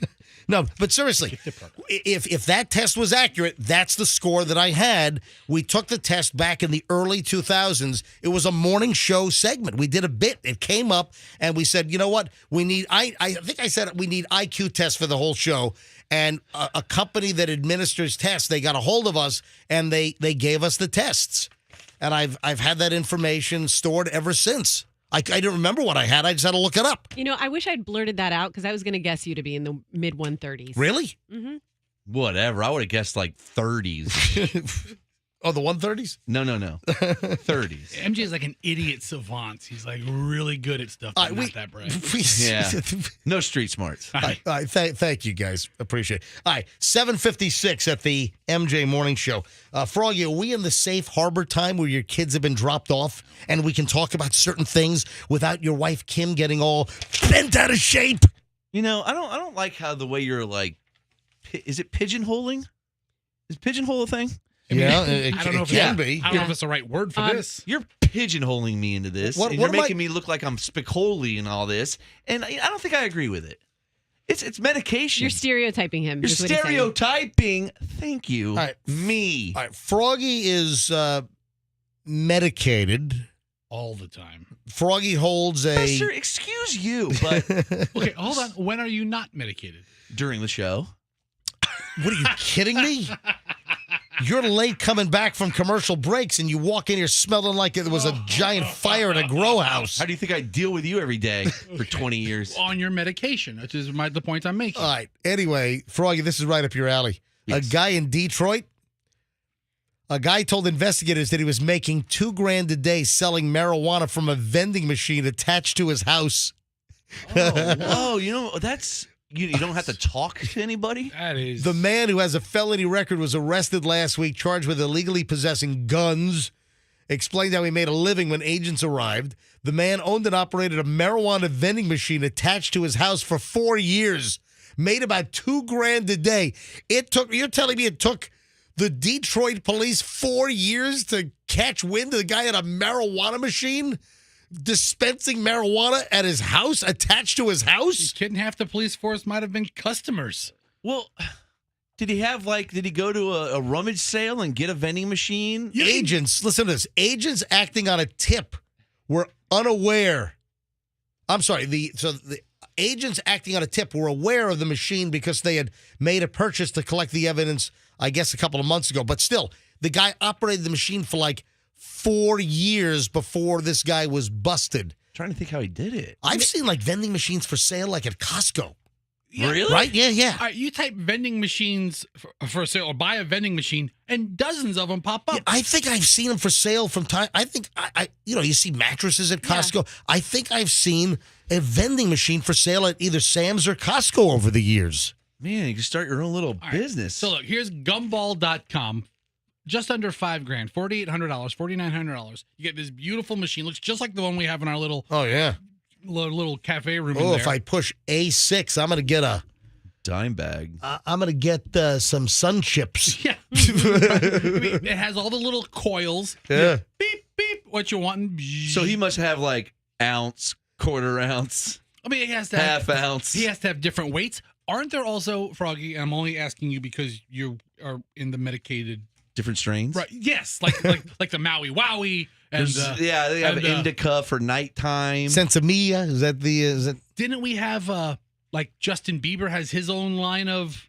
Oh, everybody has a line of weed at this point. Anyway, here's the deal. Agents also seized 18 guns from the guy's house. Did he have a gun vending machine too? No. He just had guns in the house, dozens of rounds of ammunition. He had several pounds of marijuana in the house, which I guess he put into baggies and put into the vending machine. Tell you what. Yeah. $2,000 a day is small potatoes when you compare it to a gun vending machine. That would be something. What do you have to do? Put $100 bills in the thing? That would be a big hit in Detroit. Detroit? Or you can use Apple Pay or Google Pay. Okay. Yeah, you or just put $51 bills in one at a time. You're there for 4 hours. Hey, they've got those machines that'll take credit cards. You've seen those. Yeah, there's one apparently here, but it never works. Gotcha. All right. Before we move on, it is 8 o'clock. Let me quickly give you this hour's MJ Money Machine, not the MJ Marijuana Machine. It's the MJ Money Machine, and this hour's word is podcast. That's podcast. This hour, it's not too contrived, is it? This hour's word is podcast. Texted nationwide to 45911 before quarter after. That's 8:15 for a shot at $500 cash. Or if you enter it on the Q105 app, you could win an extra $10,000 on Q105. So podcast is the word. Texted nationwide 45911. Good luck. Back to the Lucky Charms story that we talked about, a couple of weeks ago.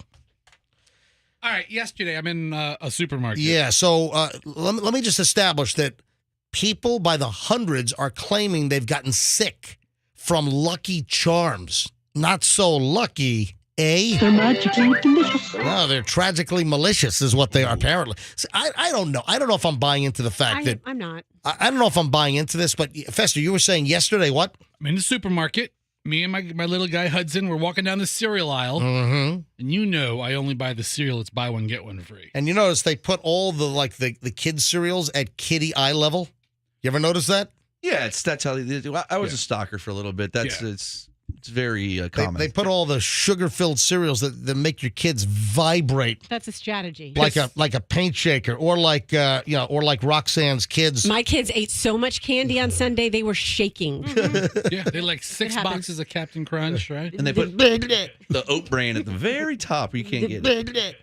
Yeah, all the healthy stuff is at the very top that the kids can't see. Yeah, you don't want that. Yeah, all the Hodgson Mill steel cut oatmeal or whatever. Fiber on. All right, so Fester, you're with your kid, Hudson and I are walking down the cereal aisle. Lucky Charms this week, buy one, get one free. Oh, really? So now it's in play for me to buy. Last week we bought Cheerios. This week we're They're getting magically delicious. And I thought about this story. I was like, you know what? We're going to pass on the leprechaun today. And we ended up getting Cinnamon Toast Crunch. Which is really great. Cinnamon Toast Crunch. Well, Cinnamon Toast Crunch. One of my favorites. Oh, it's so good. And It the milk really is. afterwards, Yeah. cinnamon milk. Yeah. Oh, Yeah. Cinnamon Toast Crunch. And we got 1 box of Cinnamon Toast Crunch, and Hudson requested a box of Cookie Crisps. Those little ones look like... Yeah. Cookie Crisps. Let's forget about Those were out when I was a kid. Right, so- are they back? the little robber. I don't know that they've ever gone anywhere. Dude, Cookie Crisp. I forgot about those. Me Yeah, too. it's like, hey, listen, why mess with cereal? You just go get some Chips Ahoy. You just put them in a bowl with milk. All right, That's it. That's all But you the do. Cookie Crisps are crisper. But we passed They would be by. soggy. It was General Mills products. General Mills makes all these brands that I'm talking about here. But Lucky Charms were also buy one, get one free. Right. And I was like, you know what? We're going to pass on the leprechaun Well, this week. here's the deal. Lucky Charms should be recalled after complaints of people getting sick, according to the experts. So there is a push to actually recall Lucky Charms because people nationwide have said they've gotten sick, which I don't. This is General Mills, folks. They've been making cereal for, I don't know, 100+ years probably. So here's the deal. Just they were made in mills. Literally. In sweatshops. Food experts are saying that General Mills should consider a voluntary recall of Lucky Charms. As of Thursday, as of yesterday, the number of Lucky Charms complaints submitted to the FDA has climbed to 529. Oh, And come on. This is copycat crime. Well, it could be. That is more than double the 231 cases that were reported as of April 20th. And remember, we talked about that website, iwaspoisoned.com. I'm not making this up. iwaspoisoned.com is a site that tracks foodborne illness. And there are some 7,300 complaints as of Cinco de Mayo yesterday, May 5th. And that was up from 3,500 on April 20th. Leanne Jacobs, a professor of food, bioprocessing, and nutrition sciences at North Carolina State University, has been studying the case and thinks the outbreak may be linked to pandemic-related supply chain issues. One possible culprit, according to Jacobs from the Post, an alternative, and that's not Post cereal, an alternative additive such as a food dye used to make the colorful charm-shaped marshmallows in the cereal, which might help explain why some people are reporting having green-colored... Ew. Yeah. You talking about? Yeah. Ooh. My first guess is that it was an ingredient change because many food companies experience not being able to get an ingredient and having to source it from a new provider over the last couple of years because of the pandemic. So the question for General Mills is, because of supply chain issues, did you change some of the regular formulation? Did you have to substitute a different supplier or something else to make Lucky Charms because of the COVID-related supply chain issues? That's a good question.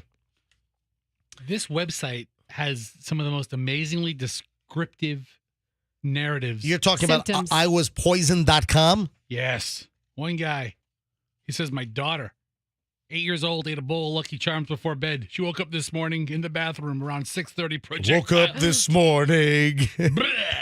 Projectile vomiting. Woke up Did it this look like a morning rainbow? and got myself up.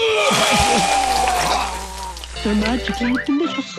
I see all the colors of the rainbow in your puke. Oh, blue stars. That's enough, guys. All right, then another guy. I ate several bowls before I went to bed the other night. I felt so nauseous. I thought I was coming.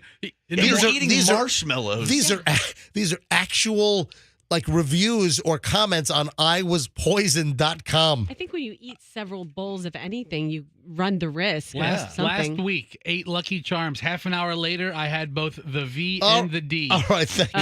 You know what I mean? I had VD. No, both ends. Yes. Both ends. I know, VD. I gotcha. Yeah. Fester, do you think that you could eat a whole, like if I brought a box of Lucky Charms, could you eat a whole box during a show?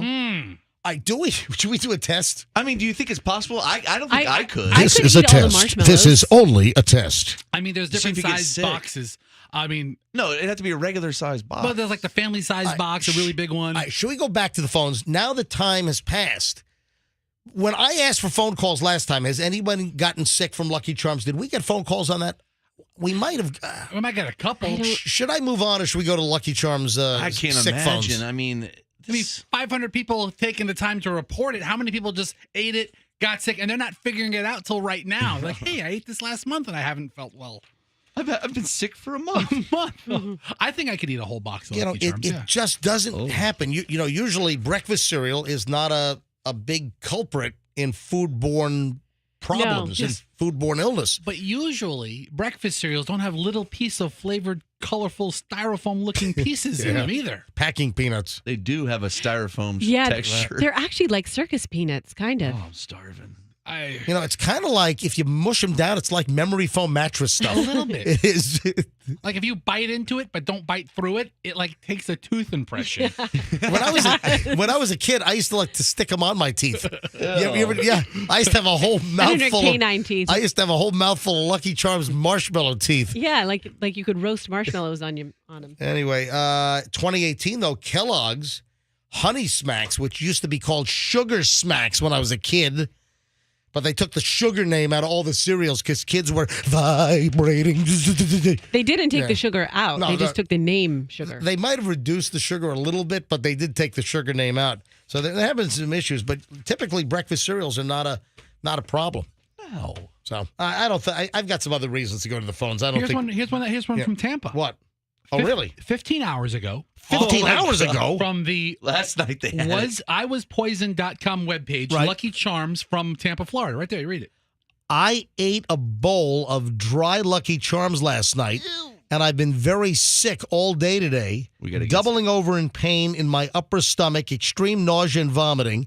The only other time I experienced anything like this when I had bacterial infection in my stomach. This is awful. Oh. I mean, this is right here. It looks like they were at the supermarket in downtown. I think they were so sick that they've missed a couple of words in their sentences, actually. I'm glad they got this much out. Well, it's hard to type mid-vomit. Yeah. All right, folks, moving along. Warning with the Lucky Charms, but I still don't want to believe that, they're tragically malicious. They're tragically malicious. A better question, Froggy, Yes. is can you eat a whole box of Lucky Charms in the morning? I had 2 bowls like a couple weeks ago. 2 bowls. Psh, that's amateur hour. I can't go past 2 bowls. I get sick. Hey, Coop, before I get into a couple of Hollywood things, we have an update on Dave Chappelle. We've got an update on the whole Amber Heard, Johnny Depp trial. We've got a couple of pieces of audio and some things to discuss. Coop is our producer who's going to be leaving in a week, and there is a prime producer opening here on the MJ Morning Show. And I can't tell you how many people from other radio stations are like emailing me. I think Flunky even reached out. Yeah, really. Coop, I don't know if this is the reason why you're leaving, but Coop told me that the apartment complex where they're living, they just hit you guys with a major rent increase. Is that true? Yeah, which is why we're trying to find something different right now. We have to move out in July because so we're not paying that rent. Your rent is set to reset in July. And your apartment complex in Largo, they have raised your rent how much? So I pay about $740 now, and I think it's going to go up like $200 or something. Well, but you have 3 people in there. And we have 3 people. All right, so hold on. What is the total rent for your... Let me do the math real quick. All right, you guys have a 3-bedroom apartment, right? Yeah, 3-bedroom, 2-bath. 940 divided by 4, guys. 3. So who doesn't get the bathroom? All right, so... They get a tree stump in the back. 3-bedroom, 2-bath. This is a Largo apartment with Coop and his 2 roommates, 3 guys. What is the total monthly rent now? $2,100. All right, you're at $2,100 a month now, and they want to raise it $600 a month? They want to raise it to... Hello? Oh, I'm sorry. So they want to raise it to $2,500. So $400 So increase? yeah, so $400. Like 25 and some change. That is significant. Yeah, it is. They want to raise, so you're paying $2,100 a month now, and they want to raise it $400 a month. So we kind of knew this was going to happen. So when we signed, we asked them why the rent was so cheap, because even last year, $730 for a almost new apartment complex. You know, it's in Largo, but it was still a brand new complex. Hold on. That sounded pretty That's low. only your share, $730. Yeah. Yeah. Okay. Oh, yeah, so, no, so yeah. do it whole numbers. Okay, $2,100. Yeah. I thought the rent Dude, was 7. No. Dude, we already talked about this. It's times 3. The rent is $2,100. He was just giving us his. Damn, that's expensive. He was giving us his third of the rent. How nice is this place? All right. So we kind of knew this. We asked the people in the leasing office, we said, so why is this apartment complex cheaper than, places in Tampa? And she said that that complex was still recovering from COVID. So they had to lower their rates because people weren't moving in, apparently. And they said, yeah, so when re-sign comes around, expect an increase in your rent. So you guys knew something was coming. However, you realize that rents are going up dramatically everywhere. This is actually a thing, and not with apartment complexes that were new and were obviously trying to get people with lower rates because of COVID. Rents are skyrocketing. Like if I go to the phones right, you know what? I think I will. Let's go to the phones. Are you getting hit? Folks, fire up our phones right now. 800-990-1047. 800-990-1047. If you're a renter in an apartment complex or a condo, or maybe you rent a house, rents are skyrocketing. In fact, there have been many stories over the last year or so that the Tampa Bay area is seeing some of the biggest rent increases in the country. Also, the Tampa Bay area is seeing one of the most active housing markets for buying homes in the country. So it's not like your option to go buy a house is that great because you're going to overpay for the house to buy. Well, yeah, houses are priced ridiculously now. The question is the housing market going to slow down because the Fed is raising interest rates? And you've had the 30-year mortgage rate has gone from like 3% to over 5% in like just a couple of months. I mean, there's a dramatic Oh, look at the phones. All right, I want to hear your rent stories. I want to hear if you've been smacked with a rent rate increase that whacked you over the head like a roof joist. Yeah, seriously. All right, 800-990-1047. Fire up the phones. What kind of a rent rate increase have you been hit with? Whether it's an apartment complex, whether it's a condo, whether you're renting from just a landlord, tell me about your rent rate increases because Coop just got hit and they want to move out. They don't want to pay the increase, so they're trying to buy a home. Now Coop, I'm sorry, you're trying to buy a home or rent a home? What are you guys trying to do? So we're trying to find a house to rent. Oh, a house to rent. All yeah, right. because if we're paying that much for an apartment, we're like, we might as well try to find a house. All right, and these are the three guys you're with. You guys are going to stick together, right? Yeah, the two Joeys. All right, so the two Joeys and you're trying to rent a house. But if you guys are turned off by $2,500 a month in the condo complex or the apartment complex, you're not going to get a home that is probably halfway decent for less than $2,500 a month. A boarding house. Oh, what about maybe a hostel? A former hostel. Yeah, hostel. Can you stay like in a hostel hotel? Yeah, and get your Achilles tendon cut with wire clippers, with a bolt cutter. Yeah. I hate that movie. It's terrifying. That is a scary movie. All right, let's go to phones here. 800-990-1047. Every line is jammed. Let me grab Fester. I'm sorry. I'm searching for apartments for Coop while... You've ever been searching for houses? Yeah, why don't you search for the call screener so I can see who's on the lines? Or that. All right, we've got, was it Simone? Yep. All right, Simone is in Tampa. Hey, Simone, welcome to the MJ Morning Show. Morning, guys. How you doing? We're doing well. So what's going on with your rent? So my rent went up in March, straight off the bat, $400, from $1,400 to $1,800? For a two-bedroom apartment, two-bedroom, one-bath apartment in South Tampa. From $1,400 to $1,800 a month. Now, did they raise your rent after a year? Well, my lease was expired, Yeah. so I was at a month-to-month. So within 30 days, hey, rent goes up $100. Four? In or you out? All right, Love your accent, man. Simone, what? Your accent. Where are you, Simone? Where are you from originally? Originally from South Africa. Oh wow, cool, fantastic. All right, so what are you going to do? Are you going to pay the $400 a month rent? No, I couldn't afford it. I'm a single parent on one income with no assistance whatsoever. So that was never going to happen. I couldn't afford to pay $1,800 a month. All right, Simone. So what did you do? What's happening? So I actually moved in with friends. My kid is staying with his grandparents, and I'm staying with friends. Oh, geez, I'm sorry to hear. I cannot afford an apartment anywhere in Tampa. Not even Tampa. Brandon, Valrico, prices are ridiculous. All right, Simone, I'm sorry to hear that, but hey, the MJ Morning Show is free. Yeah. Yes, it is, and it keeps me and the kid entertained on our drive every morning. Thank you, Simone. Have a great day. I appreciate it. Let me grab Mary in Cape Coral. Mary, you're on the MJ Morning Show. Tell us about your rent. Well, we got fortunate we were able to re-sign again, but I guess she's being nice at $1,650. But we're in a condo. We thought we had to move, and the cheapest thing that we could find after looking only a year ago was $2,400, I think is what it was, wow. for a two-bedroom condo, two-bedroom, two-bath condo. And the apartments that my son was going to move in went from like $1,200 for a one-bedroom to about $1,850 starting for a one-bedroom apartment. Wow. So it's one of the highest, I think, in the area as well. Right. It's But terrible. bottom line, between your son and you, as you were looking, you're noticing rents are going through the roof. Through the roof, about $400 or $500 minimum. In increases. Thank you, Mary. Thanks. I appreciate you listening. Chad is in Newport Richie. Chad, you're on the MJ Morning Show. Hello. Hey, good morning, guys. Nice to see Roxanne can make it in this morning. Yeah, I did make it in.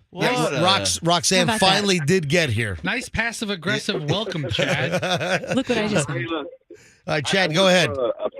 I work for a pest control company, and we service properties in Pasco and Hillsborough, and I've noticed almost every property I go to, people are moving out in droves because their rent is going up like $400 to $800 a month when they re-sign their leases. That is awful. I mean, I feel sorry for the people. And then where are they going? Because rents are going up everywhere. I mean, maybe some people have to downgrade to lesser places. Thanks for the call. Appreciate it. Who was that? That was Chad. Let me grab Andrea in Tampa. Andrea, MJ Morning Show. You're up next. Hi. Good morning. How are you? We are well. Go ahead. 3 years ago, we moved into an apartment, two-bedroom, two-bath. The year that we re-signed, it only went up $25. Last year, it went up $400. Oh my God! See this is just typical now. It seems to be it's like a broken record. It's the same thing that people are getting whacked with.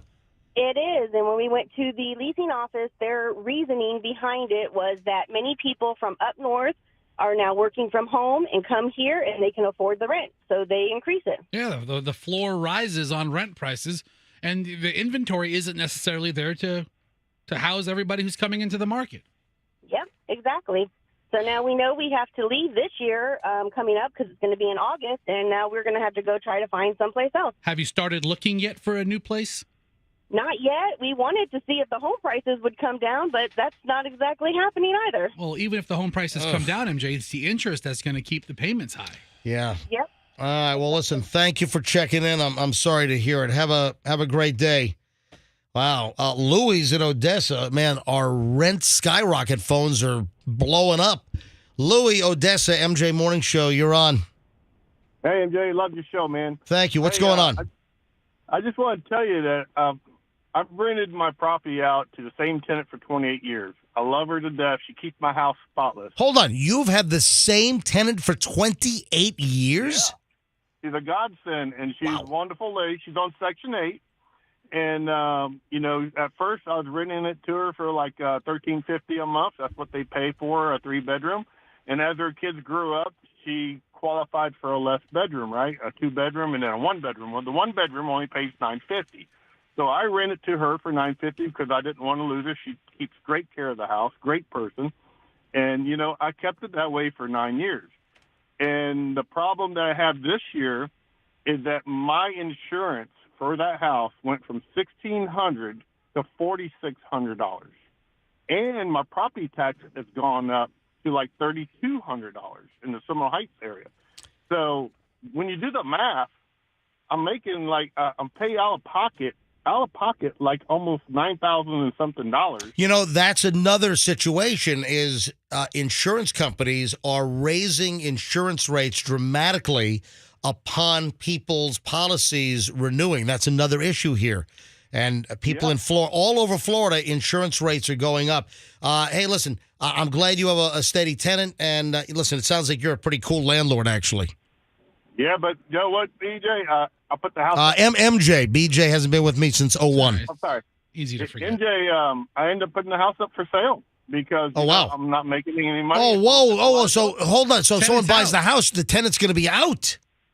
Yeah, I had to break the news to her, and I said, listen, I'm going to have to do some repairs to the house, buy a roof, such as that. And I was like, I haven't made any money on the house per se. And I told her, I said, you're like family to me, and I'm going to give you all the notice you want. And it's a sad situation on that. All right, well, listen, thanks for the call. Let me grab a couple more, then we're going to move on. It's Johnny Depp, Amber Heard time coming up. We've got a couple of crazy things. Gary's in Sarasota. Gary, you're a renter. What's going on? Yeah, hi, MJ and crew. I'm here in Sarasota, and in January they raised my rent $800.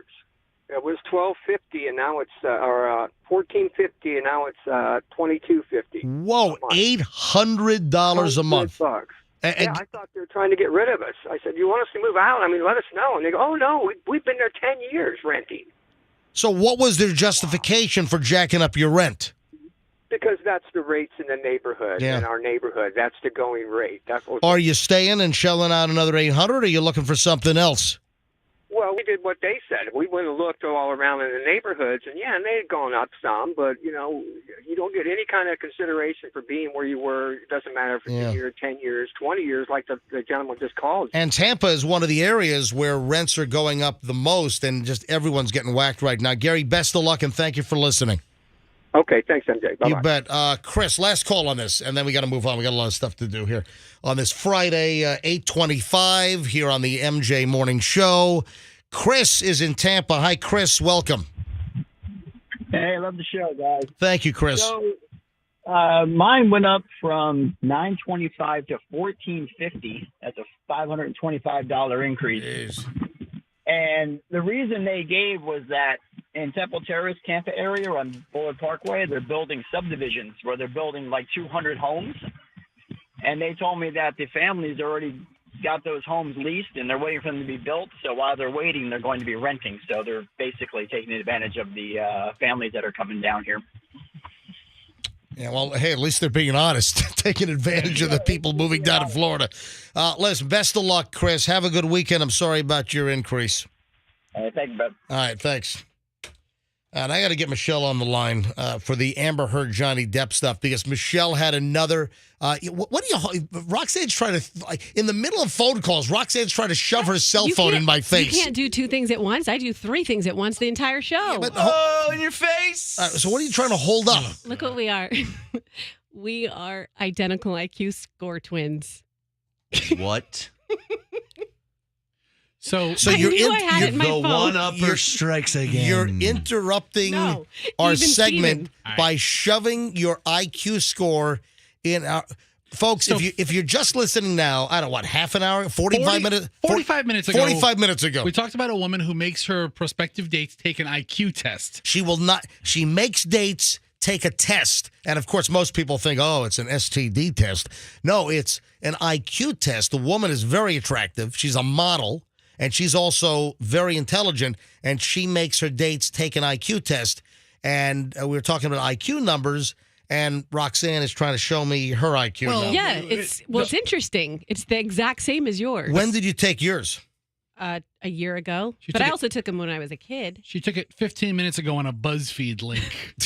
Did you really? on a Reddit thread. How bad have you been wanting to break into the show and scream out your score for the last 45 She minutes? elbowed me like 15 minutes ago as we started taking calls about rent. And she's like, look. And I'm like, just hold it. So you're claiming that your IQ is 136? Yep. I think an IQ battle is appropriate. This is like the Super Bowl brain bowl. How many times are you going to say bowl? Bowl of cereal. When you say bowl, Froggy's thinking of one thing. Yeah. Wait. You just agreed. He's talking about a marijuana bowl. Hey, Michelle, folks, my lovely wife, Michelle. Yes. Are you awake? Half. Hey, first of all, a couple of things. Michelle got a brand new Johnny Depp item yesterday. I did post it on my Instagram. Get to that in a second. Michelle, do not tell me. Michelle is pissed. Michelle's, I guess, father-in-law of sorts. My father-in-law? That would be your father, by the way. Oh, I'm sorry. Yeah, what? Your father-in-law of sorts to the man she's been married to for 30 years. That would be right. Hang on a minute. Maybe my IQ is not accurate. No, so it's your mom's, like, common law husband. They're not married. They've been together for, like, 15 years or something. Yeah, he's not Been buying the together farm. for longer than Chloe was a husband. All right, so they've been together for over 20 years, all right? Yeah. So, but they're not married, but they have a house together up in the mountains of Virginia, blah, blah, blah. Guess what Bruce did yesterday? Bruce texts Michelle the ending of Michelle? Ozark. We haven't seen it yet. We're on episode... Why would Bruce do that? We're on... We were talking about it. I was like, hey, it's back. Did you know? And he was like, oh, yeah, I've been watching it. And I was like, okay, because I wasn't sure if he knew. By the way, folks, we're not giving out any spoilers. You don't need to turn the channel. No. We're not giving out any spoilers. But and apparently, he was like, can you believe blank? Well, Bruce spoiled it for Michelle. Michelle, what episode? What episode are we on? I don't know, like 5. No. We're on the last season, and we watched the first 7, and now we've watched 4. So we've watched 7, 8, 9, 10. We're on 11 or 12. We only have like 3 or 4 more to go. Right. And Bruce gave Michelle the ending in a text yesterday. Oh, gosh, Basically, Bruce. It was like, so they all just get to live and go off into, what do you call that, witness protection. And I was like, Hold on. Michelle. Michelle, did you just give it away? did I?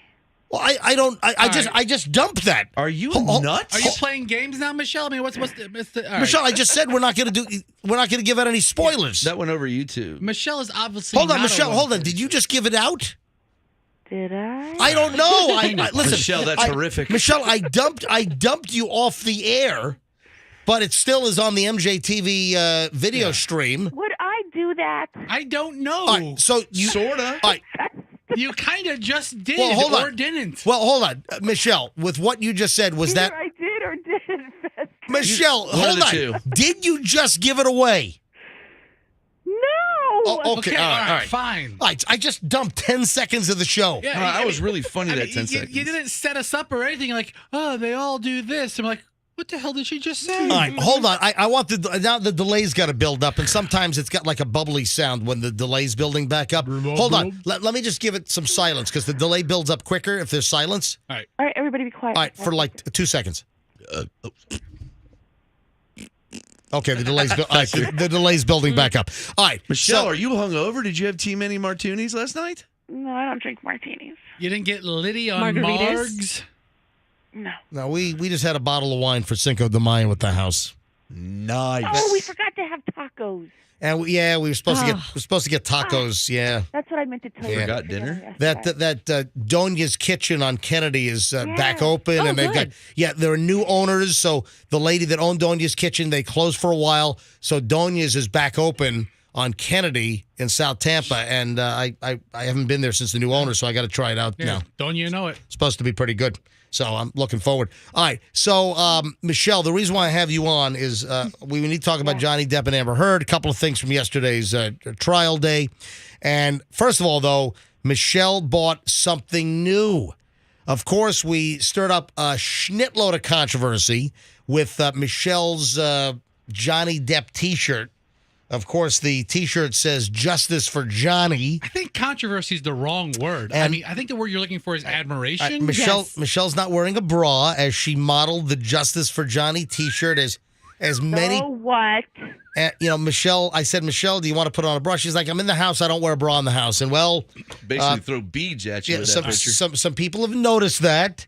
If you have not seen the controversial picture, it is on my Instagram at Certified Todd Schnitt.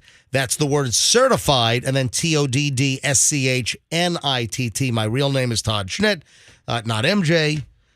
So that picture. Yeah, right? I've been calling you MJ all these years. All these years. That picture is up. If you want to see my lovely wife, Michelle, standing in front of my antique radios with a Justice for Johnny shirt, which has some 2 extra features poking out. Anyway, and Michelle is like, I don't care. I'm in the house. I don't wear a bra. And Roxanne, you support my wife's her decision, not her breath. But you support her decision, right? Who does wear a bra in their house? They're uncomfortable. Okay, I would not wear a bra if I didn't have to. Yeah. If Michelle doesn't care about that, then she won't care to know that somebody sent me a link to a Reddit trial thread, and they took this photo and zoomed in below your chin and above your belly button. Did they really? From elbow to elbow. Are you serious? Yeah, and they posted that up. On a whole thread, which is nationwide? So, Michelle, you're going to get some kind of anonymous internet fame from your collarbone to belly button. All right. If you want to see the photo, again, Certified Todd Schnitt on Instagram, give me a follow. Also, Coop put the picture up at mjmorningshow.com. So if you're not on IG, you can just go to our website, mjmorningshow.com. But there is a new item. Michelle, how many more Johnny Depp? Obviously, Michelle is on Team Johnny, but a lot of folks, including some of the crew members, are saying, is Michelle reconsidering after Amber Heard's testimony yesterday? You're going to get the new Johnny Depp bottle? All right, knock it off, Froggy. Don't go there. Yeah. Don't go there. All right. It's a reasonable question, MJ.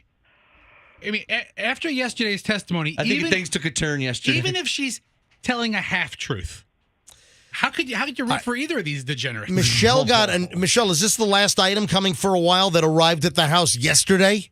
You'll have to see. Like as the testimony rolls out, they're producing new stuff every day. Michelle got fun content. Michelle got a tote bag, and it wasn't because she was a donor to public television here in Tampa, to Channel 3 WEDU. No, she didn't get a tote bag from them.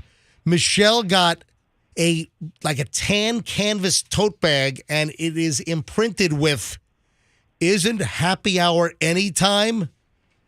JD, and then hashtag mega pint. All right, this is just some Etsy crap she's buying Coop, now. do you have the audio bite? Do you have find the Johnny Depp mega pint audio bite? Dig that thing up. So yeah, this is an Etsy. Was this Etsy as well, Michelle? Of course. So some dork has a printing press in their garage, and you, what is this, 1995? How much did you pay for the new Isn't Happy Hour? First of all, here is the Johnny Depp audio bite from when he testified last week. Listen. You may have been drunk in that video, correct? There's a possibility of that, yes, sir. You poured yourself a mega pint of red wine, correct? A mega pint? Yeah. I poured myself a large glass of wine. Right. I thought it necessary. Right. A mega pint. What is a mega pint? Well, it's either a pint or it's not a pint. I know. Hello? Johnny Depp. That is a very precise measurement. Yeah, It's a ginormous pint. He does not change the scope of measurements. Oh man! It's either a pint or it's a quart or it's larger. I like A how all pint the and a women half. are like, "Oh, he's so funny." Michelle, did you see the movie Blow? I feel like we did, but I don't remember. We did see Blow. Yeah. We did. Which is a phenomenal movie, and I love Penelope And of Cruz course, in that Johnny movie. Depp was in Blow. Yes. And what about Blow relates to the Johnny Well, Depp trial He's situation? playing the character, a real true person, a drug dealer at the time who is on all kinds of cocaine. So And what? Who did he play? It's life imitating the art. Is that it? Ever? There's this one scene, I don't know if you remember, Michelle, where he and Penelope are getting ready to go to the hospital because she's going into labor, and they're just whacked out of their mind on coke, or he is at least, and he's trying to pack all the bags, and cocaine is flying all over everywhere, and he's just a wreck. And I'm thinking to myself, Wait, hold on. Was that the movie or was that real home video? that's what I'm saying. Right? Like Oh my gosh. his life is just as chaotic as that scene. No. Yeah. The scene was actually easier than his life. He's like, "Psh, this is nothing. I can do this in my sleep." He didn't even have to read the script or reverse for that one. He just acted naturally. You know who he has Right. turned into is Fear and Loathing in Las Vegas, Johnny Depp. Yeah. Because that guy was his idol. What was his name? Hunter S. Thompson? Hunter S. Thompson Yeah. was his idol, and Hunter S. Thompson would get up, drink, do crack, all that stuff. Yeah. He's turning into Hunter S. Thompson. Yeah. An old, grumpy, drug addict drunk So, with awesome ponytails. Michelle, I am moving toward, I'm on neither team. I'm just watching the train wreck, and I hope nobody gets any money. I hope Johnny doesn't win, and I hope Amber doesn't win. All right. And this whole thing is $0. Can't he get in legal trouble for some of this stuff? I've got a couple of observations to make, and we have a couple of audio bites to play. Now, there are people that are questioning Amber Heard, and for some of the more horrific things, why doesn't she have pictures? Like the so-called bottle incident, which if that happened, that is disgusting. It's despicable. He should have gone to jail for that. But Michelle, your point is she has pictures of some things, but not pictures of other things, right? Right. She has pictures of very, I don't want to say benign things, but she has pictures she has a picture of the table full of drugs and drinks. But then she doesn't have pictures of all of the glass that was broken or the very severe facial beating she claimed to have taken, that she said, he wears those big heavy rings, and so her face was really, bad. But then she'll have a picture of a bruise on an arm. It's very, It seems to be, you're saying you think it's somewhat selective in what she has pictures of. Right. So, And some of the most egregious things, some of the more egregious claims, there's no photographic evidence. I mean, so much of this has been documented. It's amazing the things they thought to roll tape on or roll video on. There is clearly Team Amber. Hold on, say that again, Michelle.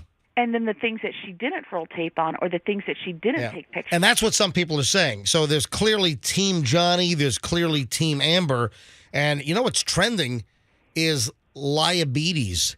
People are saying that Amber Heard has been diagnosed with a bad case of liabetes. Her acting yesterday was atrocious. It was like Skinamax style. I mean, she was crying for like an hour, and she still didn't tear up one time. And she has so much repetition. She'd be like, and then he, and then he.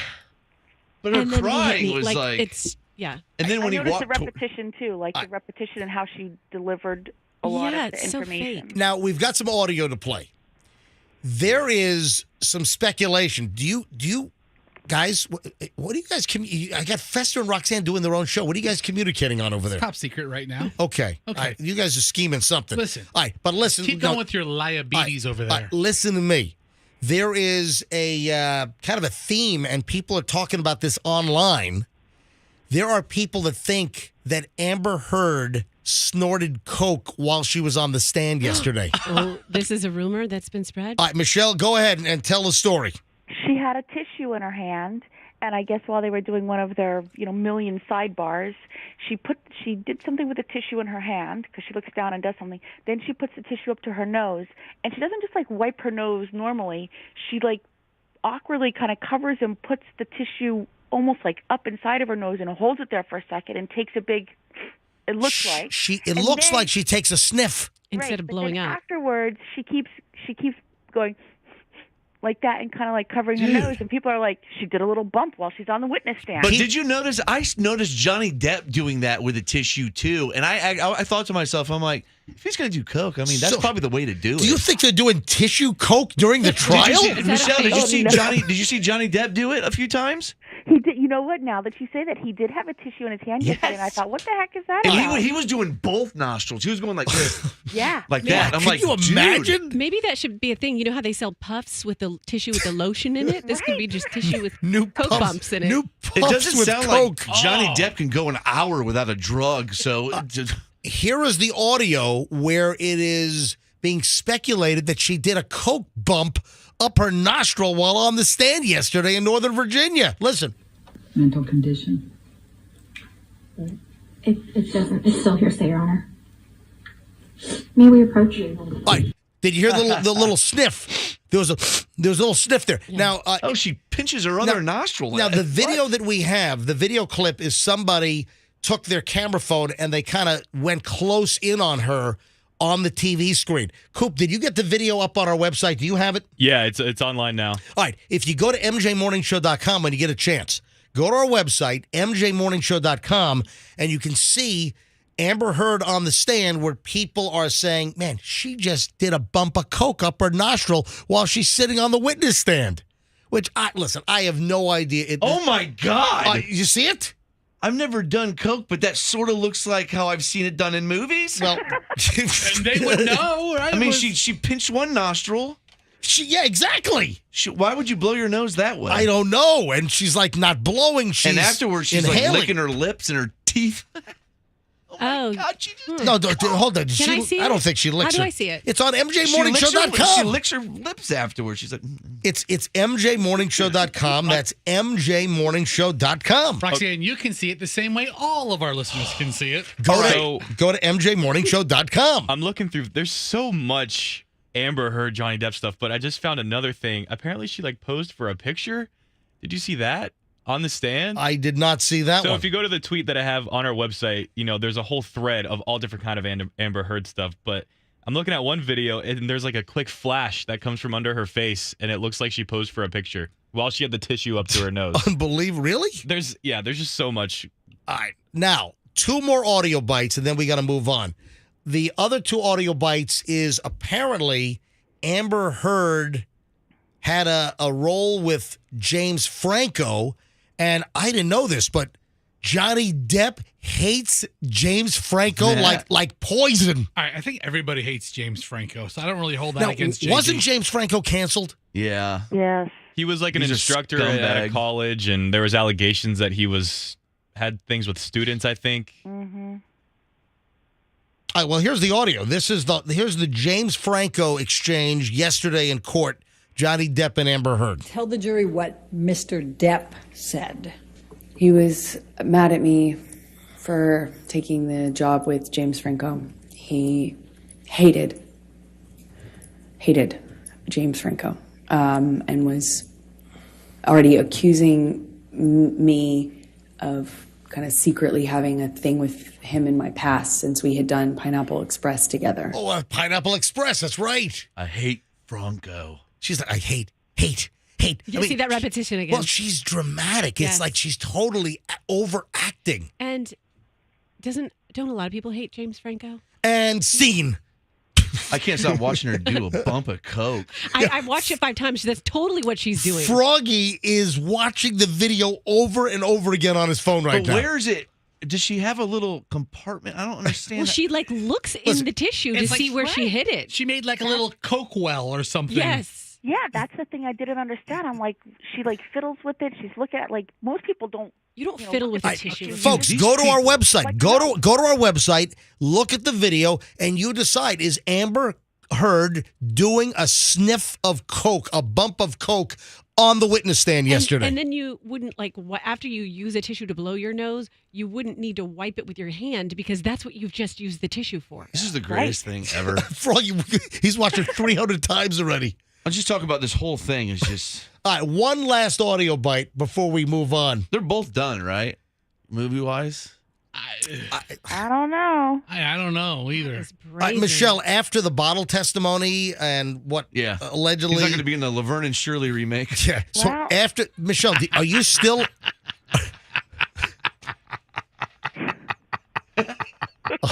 Froggy.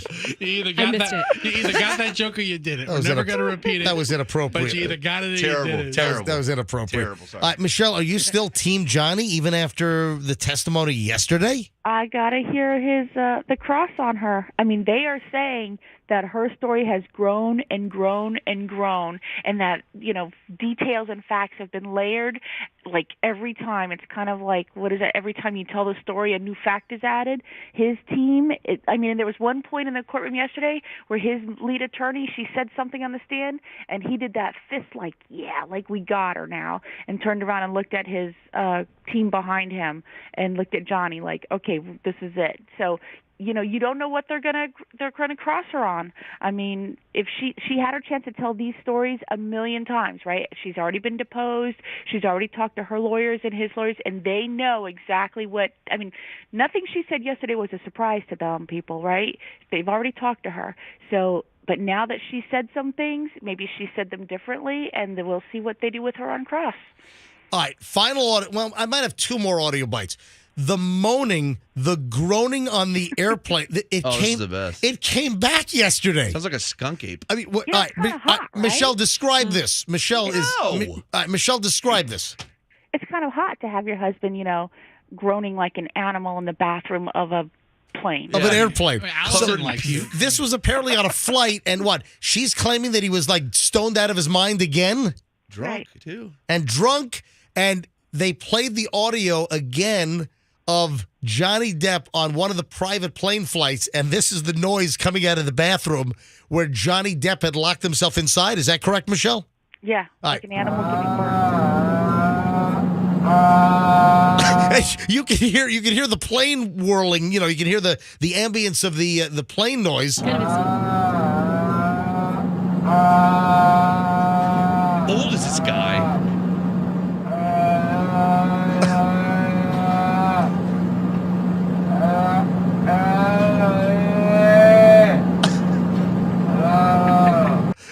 What is he doing? Oh, Johnny.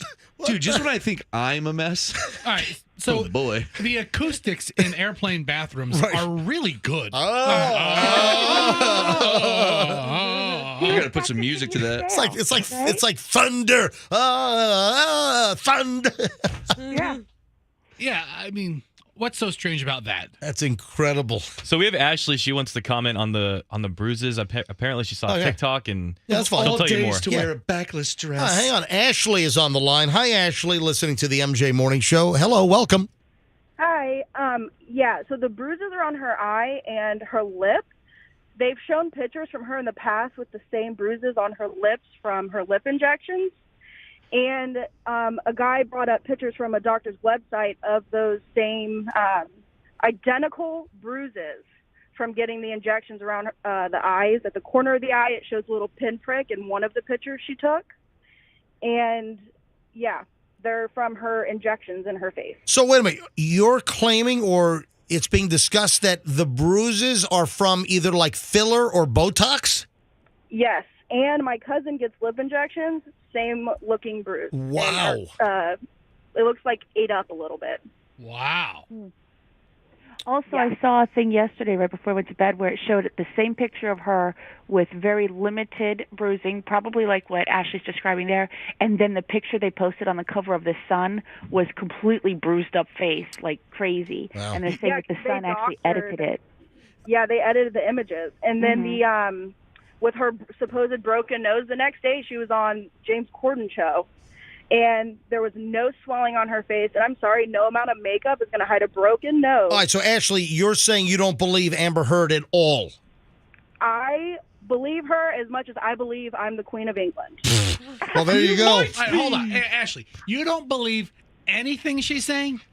No, I also listened to a hour-long recording yesterday on my own on YouTube of a conversation between her and Johnny towards the end of the marriage. And not one time has she ever said that he hit her. He was the one, she admitted to hitting him and starting the physical fight because he would always walk away. Objection, that's leading. Hey, Michelle, what is the girl that does that? I like her. Objection, every time she says, well, the story is, objection, that's leading. It's Johnny Depp's one of the defense attorneys on the team. Aggressive. Hey, Ashley, thanks for the call. No problem. All right, have a great weekend. Hey, one texter. Objection, leading. All right, we're running late. Go ahead. DJ Yuckface to make a song with the Johnny Depp groans in it. I'll talk to Yuckface. He's banned from the building. Thunder! Thunder! All right, man, we're running late. I got to take a break. Hey, Michelle. Also, just one last thing. Notice that Johnny Depp's team is going to have the hot girl cross-examining Amber Heard. The one that sat behind him with the low objection scoop girl? green dress? And who's the guy eating all the gummy bears next to Johnny? That's his lead. That guy looks dopey. The lead attorney is just eating gummy bears the whole time. He just has a dopey smile the whole. What is he doing? All right, Michelle, I'll see you at home in a little bit. Hurry up. All right, bye-bye. All right, my lovely wife, Michelle. So And- they're off today, right? No trial on Fridays. I don't. Are they off today? No trial today, unfortunately. But then aren't they off next week? Because the judge had something. I think they're off all next week. She has a tennis tournament. Because the judge had some other prearrangement or She has something. a tennis tournament the first half of the week, second half of the week a colonoscopy. So she's really busy next week. All right, guys, I'm running really late here. Well, 2.5 minutes late. All right, we are loaded. You cannot believe how much crap we got to get to. We are slammed. I got the Dave Chappelle stuff coming up. Oh, you want to hear about a woman that has plans to get free drinks at a guy's all summer long without having to give anything up? I got that. We got a lot in minutes. Don't move. We're back momentarily. We have an hour to go here on this Friday on the MJ Morning Show on Q105. Don't move.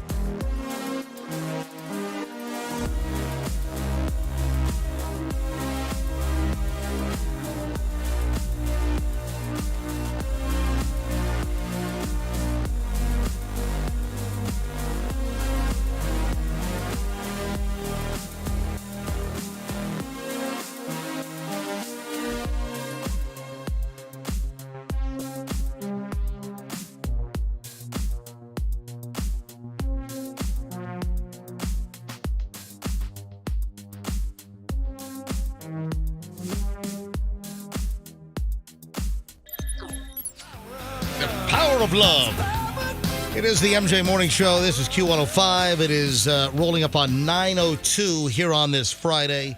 Little Huey Lewis in the news. Huey's got, like, did we say medical conditions? And he's like not performing or touring anymore, right? I think he's like holed up in Montana living on a ranch or something. Yeah. Can we talk about a real celebrity? I want to get clarification on something. What happened? I don't want to talk about Huey Lewis. I want to talk about a real celebrity. Well, it's just coming out of the Power of Love, playing one song here at least, and I want to talk about somebody who's an A-lister, somebody who's more relevant than Huey Lewis. I consider ourselves a relevant show. Can we talk about Dave Coulier for a second? Who? Dave Coulier? Yeah, that came. I mentioned something earlier in the week. I want you never got to that, and I want to know what happened to him. Did he get beat up? What? Oh! Earlier in the week, remember I thought it was Eugene at first. But wait a minute, I think you brought up Dave Coulier in some kind of a obscure reference. I remember. He's obscure. I don't know who he is. What was it? On Monday or Tuesday, we had the Dave Chappelle news breaking in the morning, and I hadn't heard it. Froggy hadn't heard it, but you and Roxanne, always in the know, with the two highest IQs in the room, knew about it. And you gave a clue, and you said initials DC, and then Froggy's like Dave Coulier, the third father from Full House. Yeah, and Uncle Joey. And he goes, "No, it's not Dave Coulier," but you said, "I've got Dave Coulier breaking news also." Right. And then we started talking about Dave Chappelle. I never got to it. Okay. All right. So, Froggy, this has been weighing on you all week long that I never got to the Dave Coulier news. I've been meaning to bring it up to you for a couple days, and I just forget. What else has Dave Coulier done besides Full House? Full House. Yeah, that's it. Counting cashola. Yeah, it's just making money. Was he one of the hosts for like 3 weeks on Supermarket Sweep? No, but he was the host of America's Funniest People for a long time. Oh, that's right. It was on right after America's Funniest Home Videos. I saw a promo on TV. I don't even know what network it was, but I saw a promo on TV. Is there some show called Supermarket Stakeout now? I don't know, but if it is, it's hosted by Guy Fieri. What is that? Supermarket Stakeout. All right, before I forget, yes, I mentioned earlier in the week that Dave Coulier was allegedly beaten up by a rock star. And allegedly, it's the Guns N' Roses drummer, Matt Sorum. The one Guns N' Roses guy we don't know? I mean, if I had to pick a rock star to not kick my ass. Can I get some Guns N' Roses? Give me some Paradise City or some Welcome to the Jungle or Axl Rose is in the news. Or some Sweet Child of Mine or something here. I would pay Axl Rose to kick my ass. That's so awesome. No, but this is true. Guns N' Roses drummer Matt Sorum says, I knocked out Dave Coulier at Stamos' wedding. Why? Was he drunk? I don't know. Because Coulier was an alcoholic for a while. So this is a while ago. Alcohol and anger led to a toxic combo at the after party for John Stamos and Rebecca Romaine's wedding in 1998. Hey, man, I don't want to fight. Cut it out. Yeah. Sorum, this is in a new memoir. So the Guns N' Roses drummer, hey, Coop, you got some GNR for me here? Give me some GNR, would you please? Welcome to the Jungle would be perfect. Whatever. Listen, November Rain, then. Oh, yeah. Take me down to the Paradise City where the grass is green and the girls are pretty. Never do that again. Yeah. No, but seriously, this is one of my favorite GNR songs. Also, I love November Rain as well. Another phenomenal song.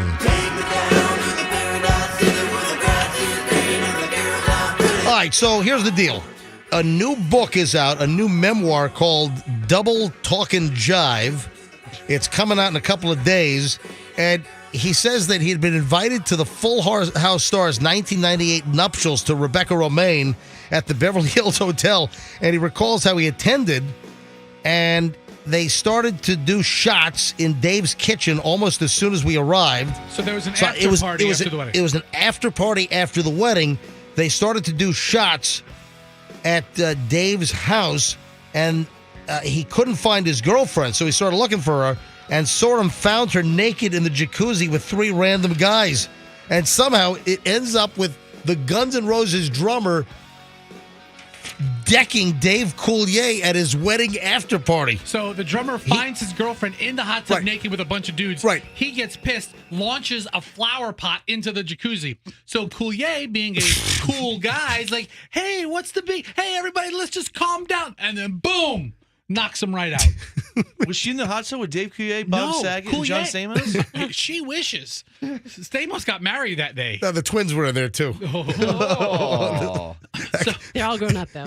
Yeah. No, I don't know if in 1998. I don't know if they were. Dave Coulier just wants to calm everybody down. Like, hey, what's going on here? You want me to do some Popeye impressions? Listen, somebody throws a flower pot in your jacuzzi. You want to know what's going down. You have some November Rain in the computer. Is that in there? Yeah, and Don't You Cry. I like that one the best. Oh, let's just play the whole catalog. I think November Rain is probably, it's not in there, Coop? No November Rain. Really? I like How about that Don't You deep tongue kiss in that video. Oh, man. So we have Welcome to the Jungle, though, right? We've got, and Sweet Child of Mine, right? Those Stephanie must be. Seymour and Axel had such a classy relationship. Yeah, man. Sounds like pirate radio to me. KQLZ Los Angeles. Welcome to the jungle. All right, thank you, Coop. I think we're going to move on from the Guns N' Roses stuff. Where is Dave Coulier's statement on all this? He hasn't been in the news in ever. No. Well, I guess he was earlier this year because Saget died. You would think that he would respond because the story's been out all week long. Froggy's been waiting to hear who the hell. You couldn't Google if you were that concerned. I don't Google. If I mentioned that Dave Coulier was knocked out by a famous rock and roll star, or maybe the drummer was not that famous. I mean, Axl Rose and of course Slash were the famous ones from Guns N' Roses. But you wouldn't Google, MJ teased that Dave Coulier got knocked out. And, he didn't give us the answer. Why would you just Google that? Fester, where's the one place I get my news? He gets it here. Okay, so why would I? This is where I get my news. All right, that is a pretty intelligent move, by the way. Every day. Yeah. Have you ever seen the bookmarks on Froggy's computer? It's fishing sites, it's wiki feet, and that's it. Wiki feet. Instant racing sites. We have a woman by the name of Hannah. Hannah has a plan. She has a dating list or a roster of sorts to get free drinks all summer long. Free drinks all summer long. What are we singing? Q105. The greatest hits all summer long. Q105. Here we go. We got to take you out of your drop. Free drinks all summer long. Q105. See, I was more thinking Kid Rock all summer long. And we were trying different things. We were smoking funny things. Making love out loud to our favorite song. This is clearly not a fan. No, listen, I like Kid Rock. Singing Sweet Home Alabama all summer long. There we go. It took a long time to get to all summer long. Leave the jokes to us, Coop. This was a little faster. Free drinks all summer long. Q105. Q105. Tampa Bay's Q105. Q105. That's enough. Was That's there an enough. explosion in the middle of that jingle? That was an explosion, yeah. The studio they recorded. Hang on, that one. This one has the explosion, I think. Tampa Bay's Yeah. Q105. Q105. Not to be confused with. Rocket C100. C100. All right, moving along. So this woman has a roster for. Oh, that's how this started. Yeah, it's She, just, she has a roster for the free drinks. All summer long. Q105. All right. We got to get Wolford on the phone, get that recut down at Jam in Dallas. What do you think? I watched a whole documentary on how those are made, those jingles. I'll send Yeah. it to you guys. It's really cool. Yeah, the ones I'm playing, these are the remakes. No, these are made by actual orchestras. No, listen. It's awesome. Hold on. The jingles I'm playing, the old jingles from Q105, those are the remakes, which don't sound as good as the originals that Q105 had back in the 80s. Well, that was from the original package that went out everywhere, but right? No, this is all the original music for those. Tampa Bay's Q. The greatest hits. Q105. But those are from just a few years ago, and the original ones from the 80s, the same music, They just sound better, but all the tapes are missing. They're not around this place. Really? Somebody absconded with them, yeah. All right, so let me get to the lady with the drinks. So she's got this plan for free drinks. That's enough. All right, so here's the deal. She's got a whole list that she can get free drinks all summer long without having sex with any guys. Oh, well. Yeah. I mean, I can see how half of that works. Her name is Hannah, and she announced her network dating scheme in which she'll have a revolving door of men treat her and a group of her friends to free drinks and food, dinners, all throughout the summer. So she did a little media video, probably TikTok or something. She says, this is your sign to start saying yes to dates and to start a summer dating roster program. Hannah is from Texas, by the way, and she has this trending dating tip clip. What? Where millions of people have already racked up watching her videos here. She says, I have 5 dates with 5 different guys planned for the next 2 weeks. What? Just to network for my roster, so I'll have plenty of plans this summer, and men will buy me and my friends drinks during our benders, and we're not going to have to give anything up for the free drinks. This is her plan. How do you get on the roster? You know, ladies, that's always a good plan in theory. But here's the deal. You make connections with a guy, then you meet some of that guy's friends, and then you spiderweb out from there, and her plan is you build a network of guys, and you know when you go out with them, they're unloading, they're opening up their wallets, they're paying for food and drink, and then from there you've got a connection to another friend, and that's the plan all summer long. Eventually the paper gets paid. I don't know if that's the best idea. Well, that's her plan. Hannah detailed her method of network dating, explaining that she'll be saying yes to dating guys who seem serious and only accepting dates that fit my current standards. That's in one of her video texts that she put out. She started a dating folder in my notes app to keep dating schedules and keep a note on how each one goes. No, this isn't going to work. In a separate post, she talks about how to keep track of her merry-go-round of gentlemen, most of whom she believed to be meeting on dating apps like Hinge and Bumble. And then from there, you spiderweb out to their friends, and what it sounds like is that you're kind of leading the guys on. Well, now that the plan is out there in the open, isn't it going to be harder for her to execute it? You would think, Men's a member, Roxanne. Well, wouldn't the guys talk and be like, hey, you know what? Don't buy top shelf for this one because all you're going to get some awkward conversation. Well drinks only? That's it. No top shelfers? No top shelf for this one. Anyway, that's her plan. That's Hannah. Good and she's for you. calling it my feral rat summer. That's a lot of dating for free drinks. It sounds like a lot of work. It's a lot of work. It does. Need to drink less. Coop, you're Generation Z, right? Yes. You're 24. You're Generation Z. You just quit your job here to go to another job. Attaboy. Taking a risk. I like it. So Coop will be here for one more week. Coop, our producer, leaves after next Friday. And, of course, we have a wide opening for a morning show producer here at the MJ Morning Show. Why give me a look? No, because then we get every Tom, Dick, and Harry coming in. Hey, you know, I worked in college radio back in 1998. I like Tommy Dick. Well, Harry's the guy. Harry's the jerk. Coop, you're Generation Z. This has nothing to do with you leaving in a week. I have a study finds story here that 1 in 3 adults in Generation Z do not clean up their dog's poop.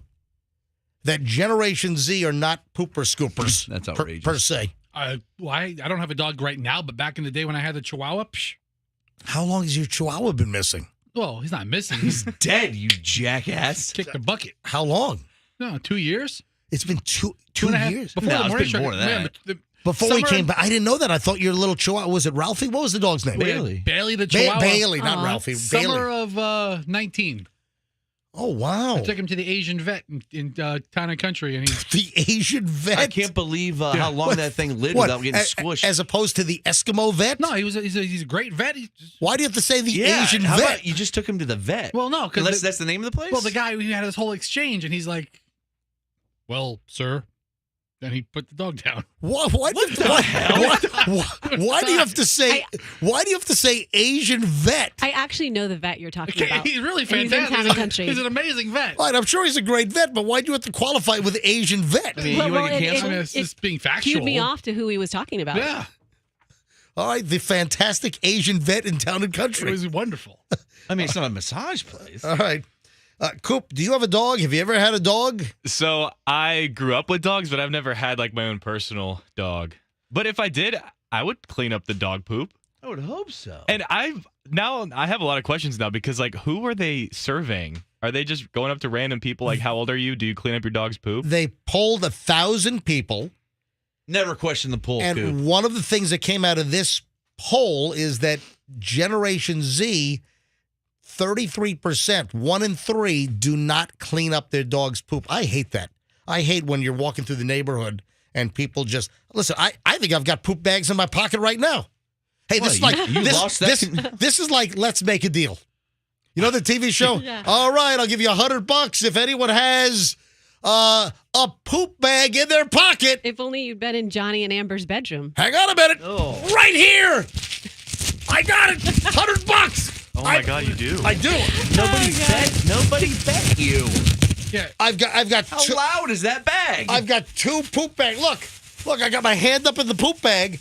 I've got 2 poop bags in my pocket. Are you wearing the same shorts as yesterday? From last night, yeah. Duty shorts. So wait a second. Did you sleep in those? I did not sleep in my shorts. Shirtless I and your don't need khakis? to change my khaki shorts every day. So did you wear them to work yesterday? No, I don't think I wore these to. I think I wore my gray ones to work. Yesterday I had my gray shorts on. Today I have khakis, but So I you think just wore those for a brisk hour-long walk with your dogs last night. well, I've got stuff lying around the house, so I like to take my pants off in the house, and when it's time to walk the dogs, like my whole schnitz show, the whole afternoon show, I'm sitting there in my underwear because that's done at home. Yeah, that's so weird. Hang on, dude. I heard about that, dude. Too. Hang on, Sue so told me one time the laptop fell.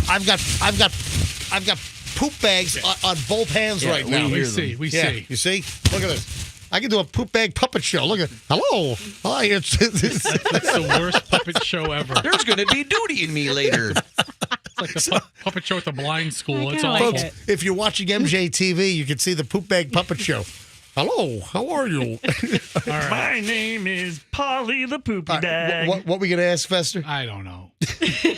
All right, so You wanna ask Polly why the are we Poopy Bag a talking? question? So We're talking about this because 1 in 3 millennials don't pick up dog poop. You said Gen Z, right? Oh, I'm sorry. I'm sorry. Not millennials. Gen Z. There's people in my apartment complex who don't pick up the poop from in the hallway. What? I've seen like stomped poop remains. Oh, that's like no on the good. stairs. Yeah, that is not. We're raising your rent because of that. Extra poop in the carpet. Oh boy! All right, shall we move along here, guys? All right, a couple of things before we take a break. Dave Chappelle, just a couple of little Dave Chappelle updates. Now Dave Chappelle says that Jamie Foxx and Busta Rhymes did not actually hit the attacker. He probably doesn't want to get him in trouble. He's covering up. But yeah. yesterday, the story is that Jamie Foxx and Busta Rhymes helped tackle the guy and roughed him up backstage. The guy that rushed the stage at the Hollywood Bowl earlier this week, where Dave Chappelle was attacked. The crazy dude, had a fake gun with a knife blade sticking out of the barrel. So it was a fake gun, but a real knife. And then, so now Dave Chappelle is saying that Busta Rhymes and Jamie Foxx did not break the guy's arm. The guy had a mangled arm, the attacker, as he was being loaded into the ambulance in L.A. So that's number one. So now Chappelle's saying, I was joking. Jamie and Busta, they didn't hurt him. And the other thing is, this is crazy.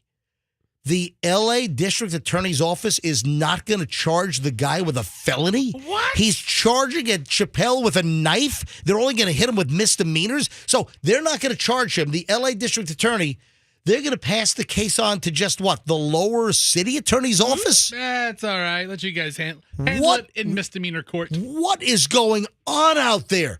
They are soft on crime. Do you know that the L.A. District Attorney, his name is George Gascon, do you know that he's part of a recall? The liberal progressives in L.A. are instituting a recall because this guy's not tough enough on crime for the more of the liberal crowd out there. I mean, that says a whole lot. Misdemeanor charges. Maybe. How do you not? The LAPD who arrested this guy and cuffed and stuffed him, the LAPD wanted felony charges against this attacker of Chappelle. And the LA District Attorney says, nah, we don't see felony charges here. Did we ever get a clear idea of what actually happened to the dude's arm? It was snapped like a pretzel stick. Twisted. Was it dislocated and bent? Because it looks like when he's on the gurney going into the... It looked like Joe Theismann's leg from that horrific clip back in 1979. Or whatever the hell that was. Sometime in the 80s. Or whatever. Early 80s, whatever. Lawrence Taylor snaps his leg. Yeah. But yeah, it was bent. His elbow was pointing toward the camera. All right, I have a lot we got to get to. Next chunk, final chunk of the MJ Morning Show here on a Friday. We have late morons in the news to do. I've got some medical stuff we got to get to. Roxanne, I'm curious. I got something I want you to weigh in on. Okay. It has to do with breast implants. I'm here for you. Which you've revealed that you got them when you were 12. Yeah. How old were you? 12 and a half, okay. 17? I can't remember now, 17 or 18. All right, Yeah, so hold on. 18. And it involves a famous person as well that just had theirs removed. All right, hold on. We have a lot next here on the MJ Morning Show on Q105. As the weekend, ladies and gentlemen, are staring us in the face.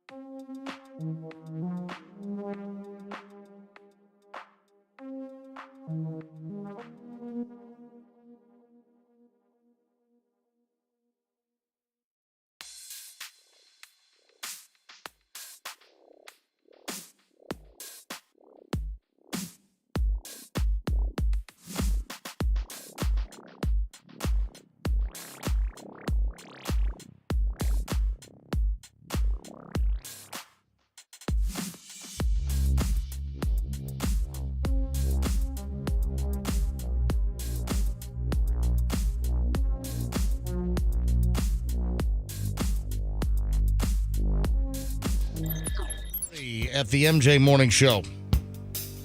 Got a little police.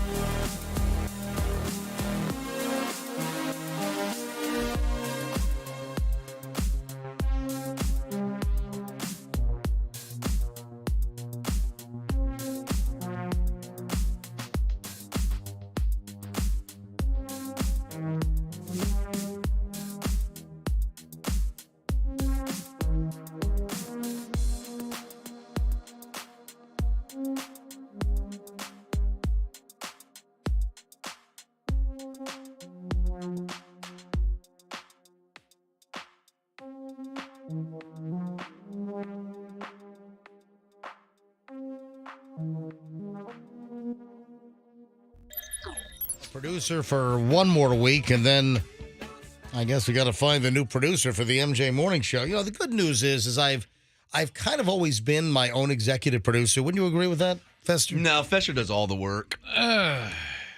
Well, executive, there's different angles to the job. I mean, I do need a producer, and you know, harvest almost all of the show material, and you plot the direction of the show. You organize the content. But there are some morning shows where the morning host does jack crap, and they walk in and the producer hands them a pile of stuff and says, "Okay, here's the show today." That's what my show would be. One time we did our morning show from a studio in Chicago. Oh, yeah. And we're like on the 40th floor of this super nice building, and it was a hallway of radio stations. We were in Chicago because that's when we did the Jenny Jones show. And we were voted one of the best morning shows in America when we were the MJ and BJ show before BJ left. And we were on Jenny Jones, and we went up to Chicago, and our company back then was Clear Channel, right? Yeah. So I guess it was. Who you guys run into? Man, Cal. Was it Jay Cork? Anyway, so I think we had just turned to Clear Channel. Anyway, so we had to find a radio studio up there to do our show, the morning show, and then tape Jenny Jones later in the day. And you and I and the BJ, we got to like at 5 o'clock in the morning. We're cutting the articles out of the Chicago Tribune. We're trying to, figure out things to talk about. Doing the prep for the show. And at 6:02, I had my giant AST laptop computer, which weighed 92 pounds. And your big sticky board that you would put articles on? Remember the sticky board? Yeah. Real cool. And the guy from the Chicago morning show comes walking in. It was like windy or something, or the wind or whatever the hell it was. Grumpy old guy comes in, and the producer just goes, "Here's the show." Yeah. And he took it, and he just doesn't even say a word. And it goes in, and I watch him. You turn the on-air light on, just starts reading page 1. And Starts reacting and reading. Not even reacting so much, just reading whatever is on this paper. He Making $1 million a year. And MJ's like, that'll never be me. You're too much of a control freak. No, that guy's brilliant. Yeah, that guy's a genius. Probably still there. He's probably still in doing Chicago. doing the same damn thing. On the big windy radio station in Chicago, WIND. Racked up a $20 million fortune. All right, Roxanne. You have talked about this on numerous occasions that you got. You've asked about it on numerous occasions. Yes, I talked about it once. No, I don't think you. I think you volunteered it first. Yeah, I volunteered it first. What are we even talking about? I didn't. When we first started working together, I didn't say, "Hey, by the way, do you have a boob No, you job?" didn't ask initially. But you blurted it out sometime Yes, I did. early on on our time together when we started the MJ Morning Show, and you joined me and Froggy and Fester. Somehow, for some reason, Somehow it came up. You blurted out that you had a boob job and you did it when you were in high school. 18. Roxanne had an ailment called Tourette syndrome. Hold on, Roxanne, when is your birthday? It's in February. And then you had your boob job in what month? May. All right, so you did just turn 18. Yes. It was like the last Mhm. month. It might have been June. It may have been the first week of June. Were you still in school? I had one thing I had to come back for. All right. So you have had a boob job installed since you were 18 years old. Yes, and we're not going to do the math on that, but yes, it's been quite a few years. Well, the reason why I'm bringing it up is... by the way, I always, whenever I go to my doctors, I've asked every doctor I have, do I need to get these replaced? I've had them since I was in 18. Saline or silicone? Saline. Okay. And under the muscle. And every single doctor says, no, if you don't have any problems, don't do anything to them. The reason why I'm bringing this up is because did you see who had her implants removed? Because I did. She was having problems? I did. I need to see a before and after photo. Well, I'm glad she didn't crash into a wall because those airbags might have... That's a hint. Any idea? Crash into a wall Yeah. or Well, which one? Both. So who crashed into a wall? Former IndyCar and NASCAR driver Oh, I saw. Yeah. Okay. Yeah, Dale Earnhardt Jr. Yes. No, it's Danica Patrick. Oh. Who do you think I was going to say? Rusty Wallace. Dick Trickle. Dick Trickle. The best name in the history of anything. Danica Patrick. Oh, she's so hot. We had her in the studio. Remember she pulled down her pants and showed me her tattoo on her butt? Yeah. It was more that of was the- a different time. It was more of the stamp area. It wasn't like. But it was low. It was really low. How low can you go? Yeah. So she had him removed, huh? Danica Patrick had her implants removed. She said, I wasn't sure I was ready to share this, but then I remembered that true vulnerability is sharing something that you're not ready to share. So here it is. And she did this very long Instagram post, and it detailed that her breast augmentation was removed, and she chose to have them removed because of problems. She says, quote, I got breast implants November of 2014. I got them because I want to have it all. I was really fit, but I didn't have boobs. So I got them. Everything went well, and I was happy with them. Fast forward about 3 years to early 2018, and I noticed that my hair was not as healthy and was breaking off. I also gained a few pounds with no luck losing it. By 2020, she claims that the wheels came off with her symptoms, providing an extensive list of problems that she suffered, including hyperthyroidism, heavy metal toxicity, adrenal fatigue, temperature sensitivity, face swelling, weight gain, hair loss, simple chronic halitosis. Whoa. No, that's not on there. And she said that she had her implants removed. I guess they had diagnosed that the implants were causing some kind of a, health issue. So these were a silicone, not only a silicone implant, but the filling was silicone. Are those like the gel implants or whatever they call them? And she said within hours of having the implants removed, she said, my face had more color and less dark circles. Her face started producing oil again. I could take a 30% deeper breath into my chest. So was she having like an autoimmune? She was having some kind of a reaction to the implants, had them removed, and then she said that her health snapped back. And clearly that's not with everybody because, Roxanne, you've had yours for a long time. Right.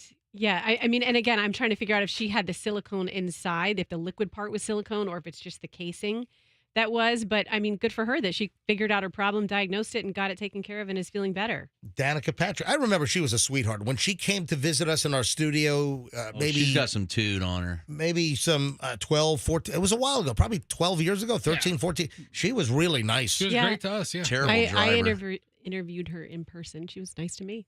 Terrible driver. Is she really? Yeah, she was awful at NASCAR. Are you serious? Yeah. Wrecked everybody. She wrecked everybody? Couldn't drive. She was all right in IndyCar. You better check it before you wreck it. Still a very attractive young lady. Yeah, she was. Oh, I know she was very sweet. If you missed the jellyfish in the sky this morning, I got an awesome picture. And what is that? I don't know. Fester just.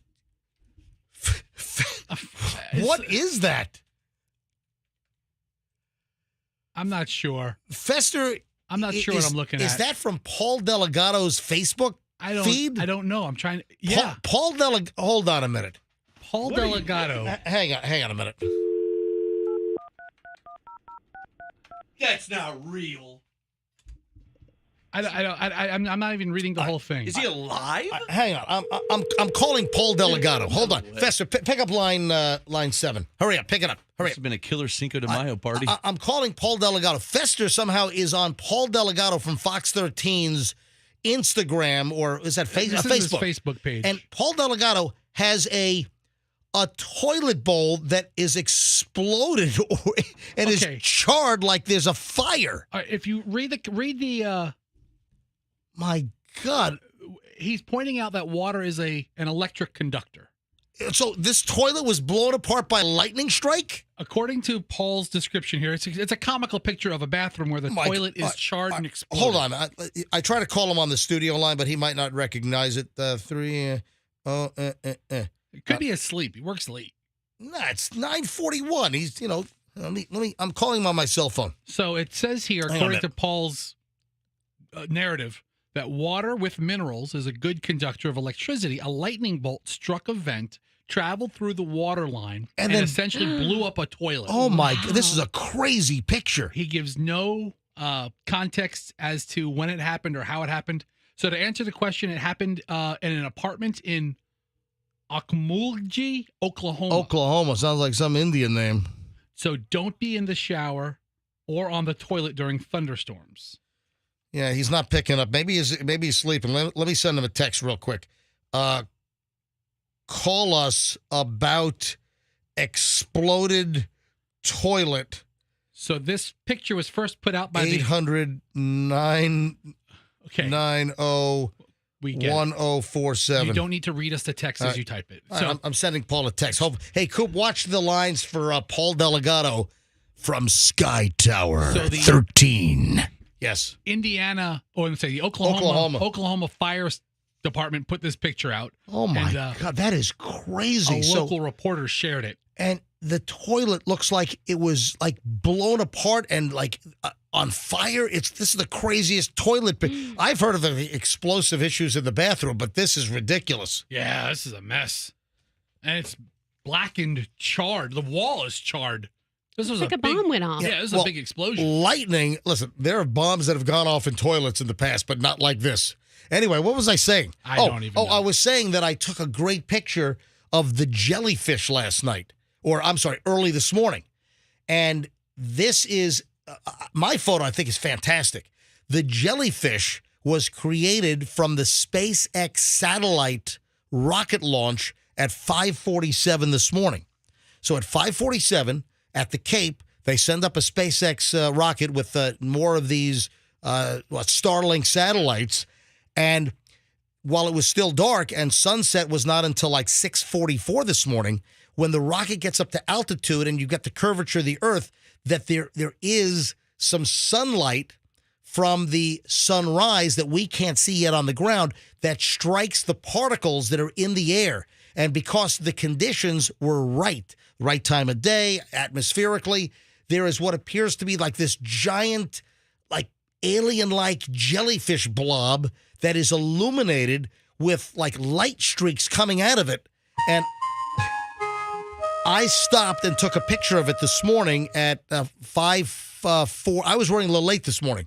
At 5:48 or 5:49, I pulled over. I was right near the studio. I pulled over and I took a picture, and it's up on my Instagram. So what's better, this picture or the picture of Michelle with no bra wearing the Johnny Depp T-shirt? We know the answer to that. Go to my Instagram and take a look and let me know. Leave a message. Oh, we know. So the pictures are up at my Instagram is Certified Todd Schnitt.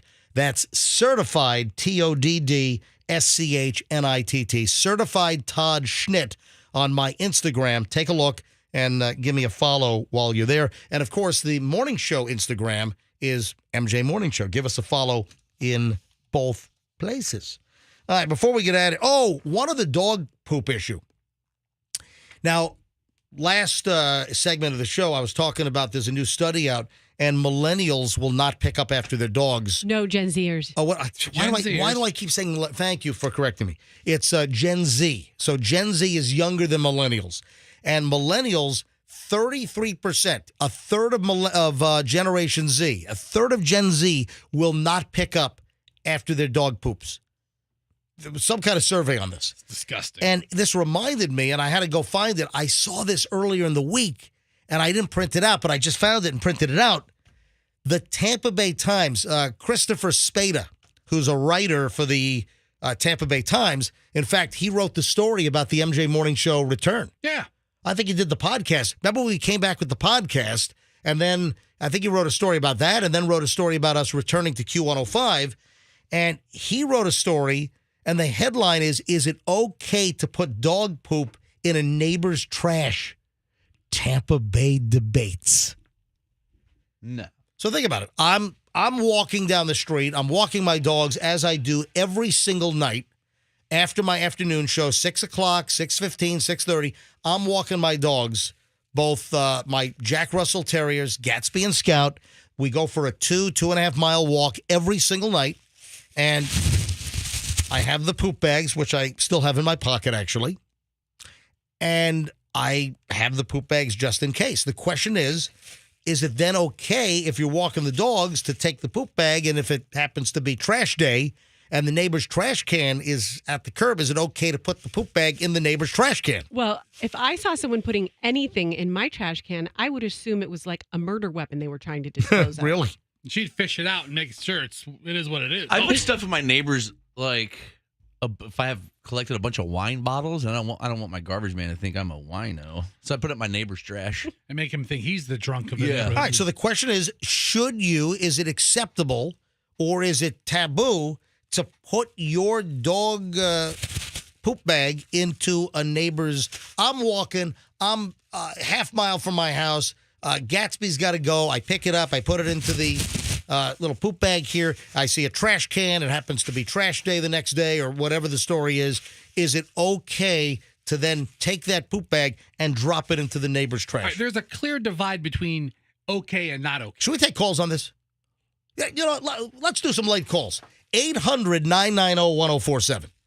I guess we're going to blow out of the chance of Paul Delgado calling in about the exploded turlet. I guess so. 800-990-1047. In the scenario that I just described, is it okay, yes or no, to put the poop bag in the neighbor's trash can? Now, I think there's some criteria and some delineation that comes into effect here. But let's grab a couple of calls. Yes or no, is it okay if you're walking the dog and there's a trash can out, can you take your poop bag and put it in the neighbor's trash? 800-990-1047, yes or no. Now, for me, and did you want to add to this, Fester? I have an opinion as to when it's okay and when it's not okay. All right, go ahead. And I've been the victim of the not okay part. All right, hurry up because we got to go soon. If there's trash in the can and Yep. it's going to be picked up shortly or the next morning, Yep. I think it's okay. That's exactly what I was going to say. I have been the victim because my trash gets picked up like it's 7:45 in the morning. But if the trash was picked up, the trash can is empty, unacceptable to put the poop bag in. And I didn't notice that the bag was in there because I went and picked up the can from the street a couple hours later. And then you open up the can 2 days later. Like, oh my gosh, what's in here? It's like the flies. It's like the explosive toilet in Oklahoma. That's my break. If it's full of trash, okay. Oh my! Every line in the final minutes of the show, every line is all jammed here. All right, we're just kidding. No calls. Hi, it's MJ. Good morning. Hi, good morning. This is Tanya. Tanya, what do you think? You're in Apollo Beach. How about putting your poop bag in the neighbor's trash can? No, I think it's super inappropriate. I mean, I have a dog, and so we clean up after our But even if the trash is getting picked up like the next day and the can has trash in it already? Yeah, I just don't think that's right. I mean, there's no law about it, I'm sure. I doubt it's illegal, but I don't think that it's the right thing to do. All right, listen, let me blow through these quickly here. We've got a Karen. Can you imagine the Karen complaining if somebody puts the poop there? I'm kidding. Coop, can I have Karen on too? Hi, Karen, I'm sorry for the... Karen, do you hear a lot about the Karen name these days? I do, and I just laugh at it because they don't know me. Listen, but also, I think the name Karen is great. I think it's a lovely name. The irony is it sounds like you care. Yeah, you care, and absolutely. Karen, what do you think about putting a dog poop bag in the neighbor's trash can? I'm against it. I own 2 dogs, just like previous callers. Out of respect, it's someone else's belongings. It's their trash can. I think your dog poops and you bring it to your home. So you I should. have a neighbor who, So I should carry it on the entire walk and just bring it home. absolutely. Okay, and you were saying you had a neighbor that what? A neighbor does literally. She walks her dog. She has 2 dogs, and I see her, and she'll drop her droppings in someone else's trash can who doesn't even own a dog. Yeah. And we have the big blue trash cans. Yeah, that same with me. pick up. So sometimes, those machines don't pick everything out of the trash can. So I open my trash can after trash day, pick up, and I'll see some poop eggs at the bottom of our trash can that are ours. And I'm thinking, we're okay with it. My husband scoops it out and throws it away, in a proper disposal. But my point is, not everyone owns a dog, and they don't want your dog's feces in their trash can. Gotcha. All right, first 2 calls. No poop from your dog in neighbors' cans. First 2 calls. Hey, if you remember, a couple of months ago, I posted a picture on my Instagram. It's still there. If you go to Certified Todd Schnitt and you scroll down, remember there's a construction site in my neighborhood, and they built like a plywood bin of like the construction waste, and they spray painted on the plywood, no dog poop. So people must have been throwing the dog poop in the construction bin for the house that's being built. Let me just blow through these quickly. Tony in Palm Harbor, your thoughts on the poop in the neighbor's trash can? Not acceptable to put anything in your neighbor's trash without asking them. All right, short and sweet. Tony, thanks for the call. Let me grab Andrew. Andrew, your thoughts, please. Daily listener, got a dog poop take, and then one critical statement real quick. Yeah, go Not ahead. only is it perfectly okay, possession is 9/10 of the law, correct? So perfectly okay, but I take it one step further. I'm MJ's age, and I don't pick it up. In fact, I put a $10 invoice in the neighbor's mailbox for fertilizer. All right. Got a comedian here. All right, Andrew. Andrew, This is critical. Have a great weekend, and I like turtles. I love it. It's the Turtles guy. Andrew, thanks for the call. Did he call us years ago? I don't know. I like turtles. Let me.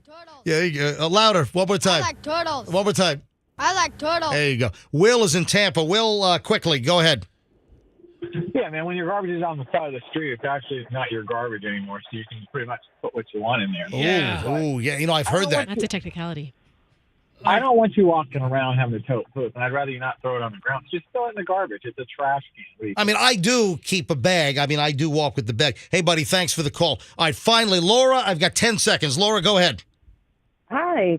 I think it's just fine. Go ahead. Throw the poop in my garbage. I don't care. I actually have a neighbor across the street. My mailbox is across the street, and I had some junk mail, and her big blue can was out there, and I tossed it into her empty can. But unfortunately, the short woman thought that somebody threw my mail away and fished it out and brought it to my front door. Sounds like a good neighbor. Thanks for the call. Have a great weekend. Hey, speaking about this, before we shut down the show, what happens if your dog soils up your carpet at the house? Who you going to call? Zero res? Absolutely. You know why they call it zero res, folks? Zero res, first of all, Mother's Day is coming up. You know what would be an awesome gift for mom? Getting the house cleaned with zero res. But they call it zero res because there is zero residue or zero residue. Oh, come on. But all kidding aside, other carpet cleaners, they'll leave soapy, sudsy, slimy residue and chemicals and smells. Not with Zero Res. They use ZR water. It's a patented process. You're going to get your carpets cleaned extremely well. Your carpets get cleaner with Zero Res, with ZR water, and they stay cleaner longer. Mom wants clean carpets, folks. For right now, for Mother's Day, how about this for a gift? Get 3 rooms of carpet clean for $109. 3 rooms of carpet clean, $109, Zero Res. Tell them that MJ sent you and get 3 rooms of carpet clean for $109, ZeroResTampaBay.com. That's ZeroResTampaBay.com. And I think we're done. I think we're out of here, right? Yeah, we are. The show goes by so fast when you don't arrive until 7. Yeah. Folks, have a great weekend. We'll see you back here. Lots of stuff at MJMorningshow.com. We're loaded. Have a great weekend. We'll see you Monday, and let's be careful out there. Download the app now. Get the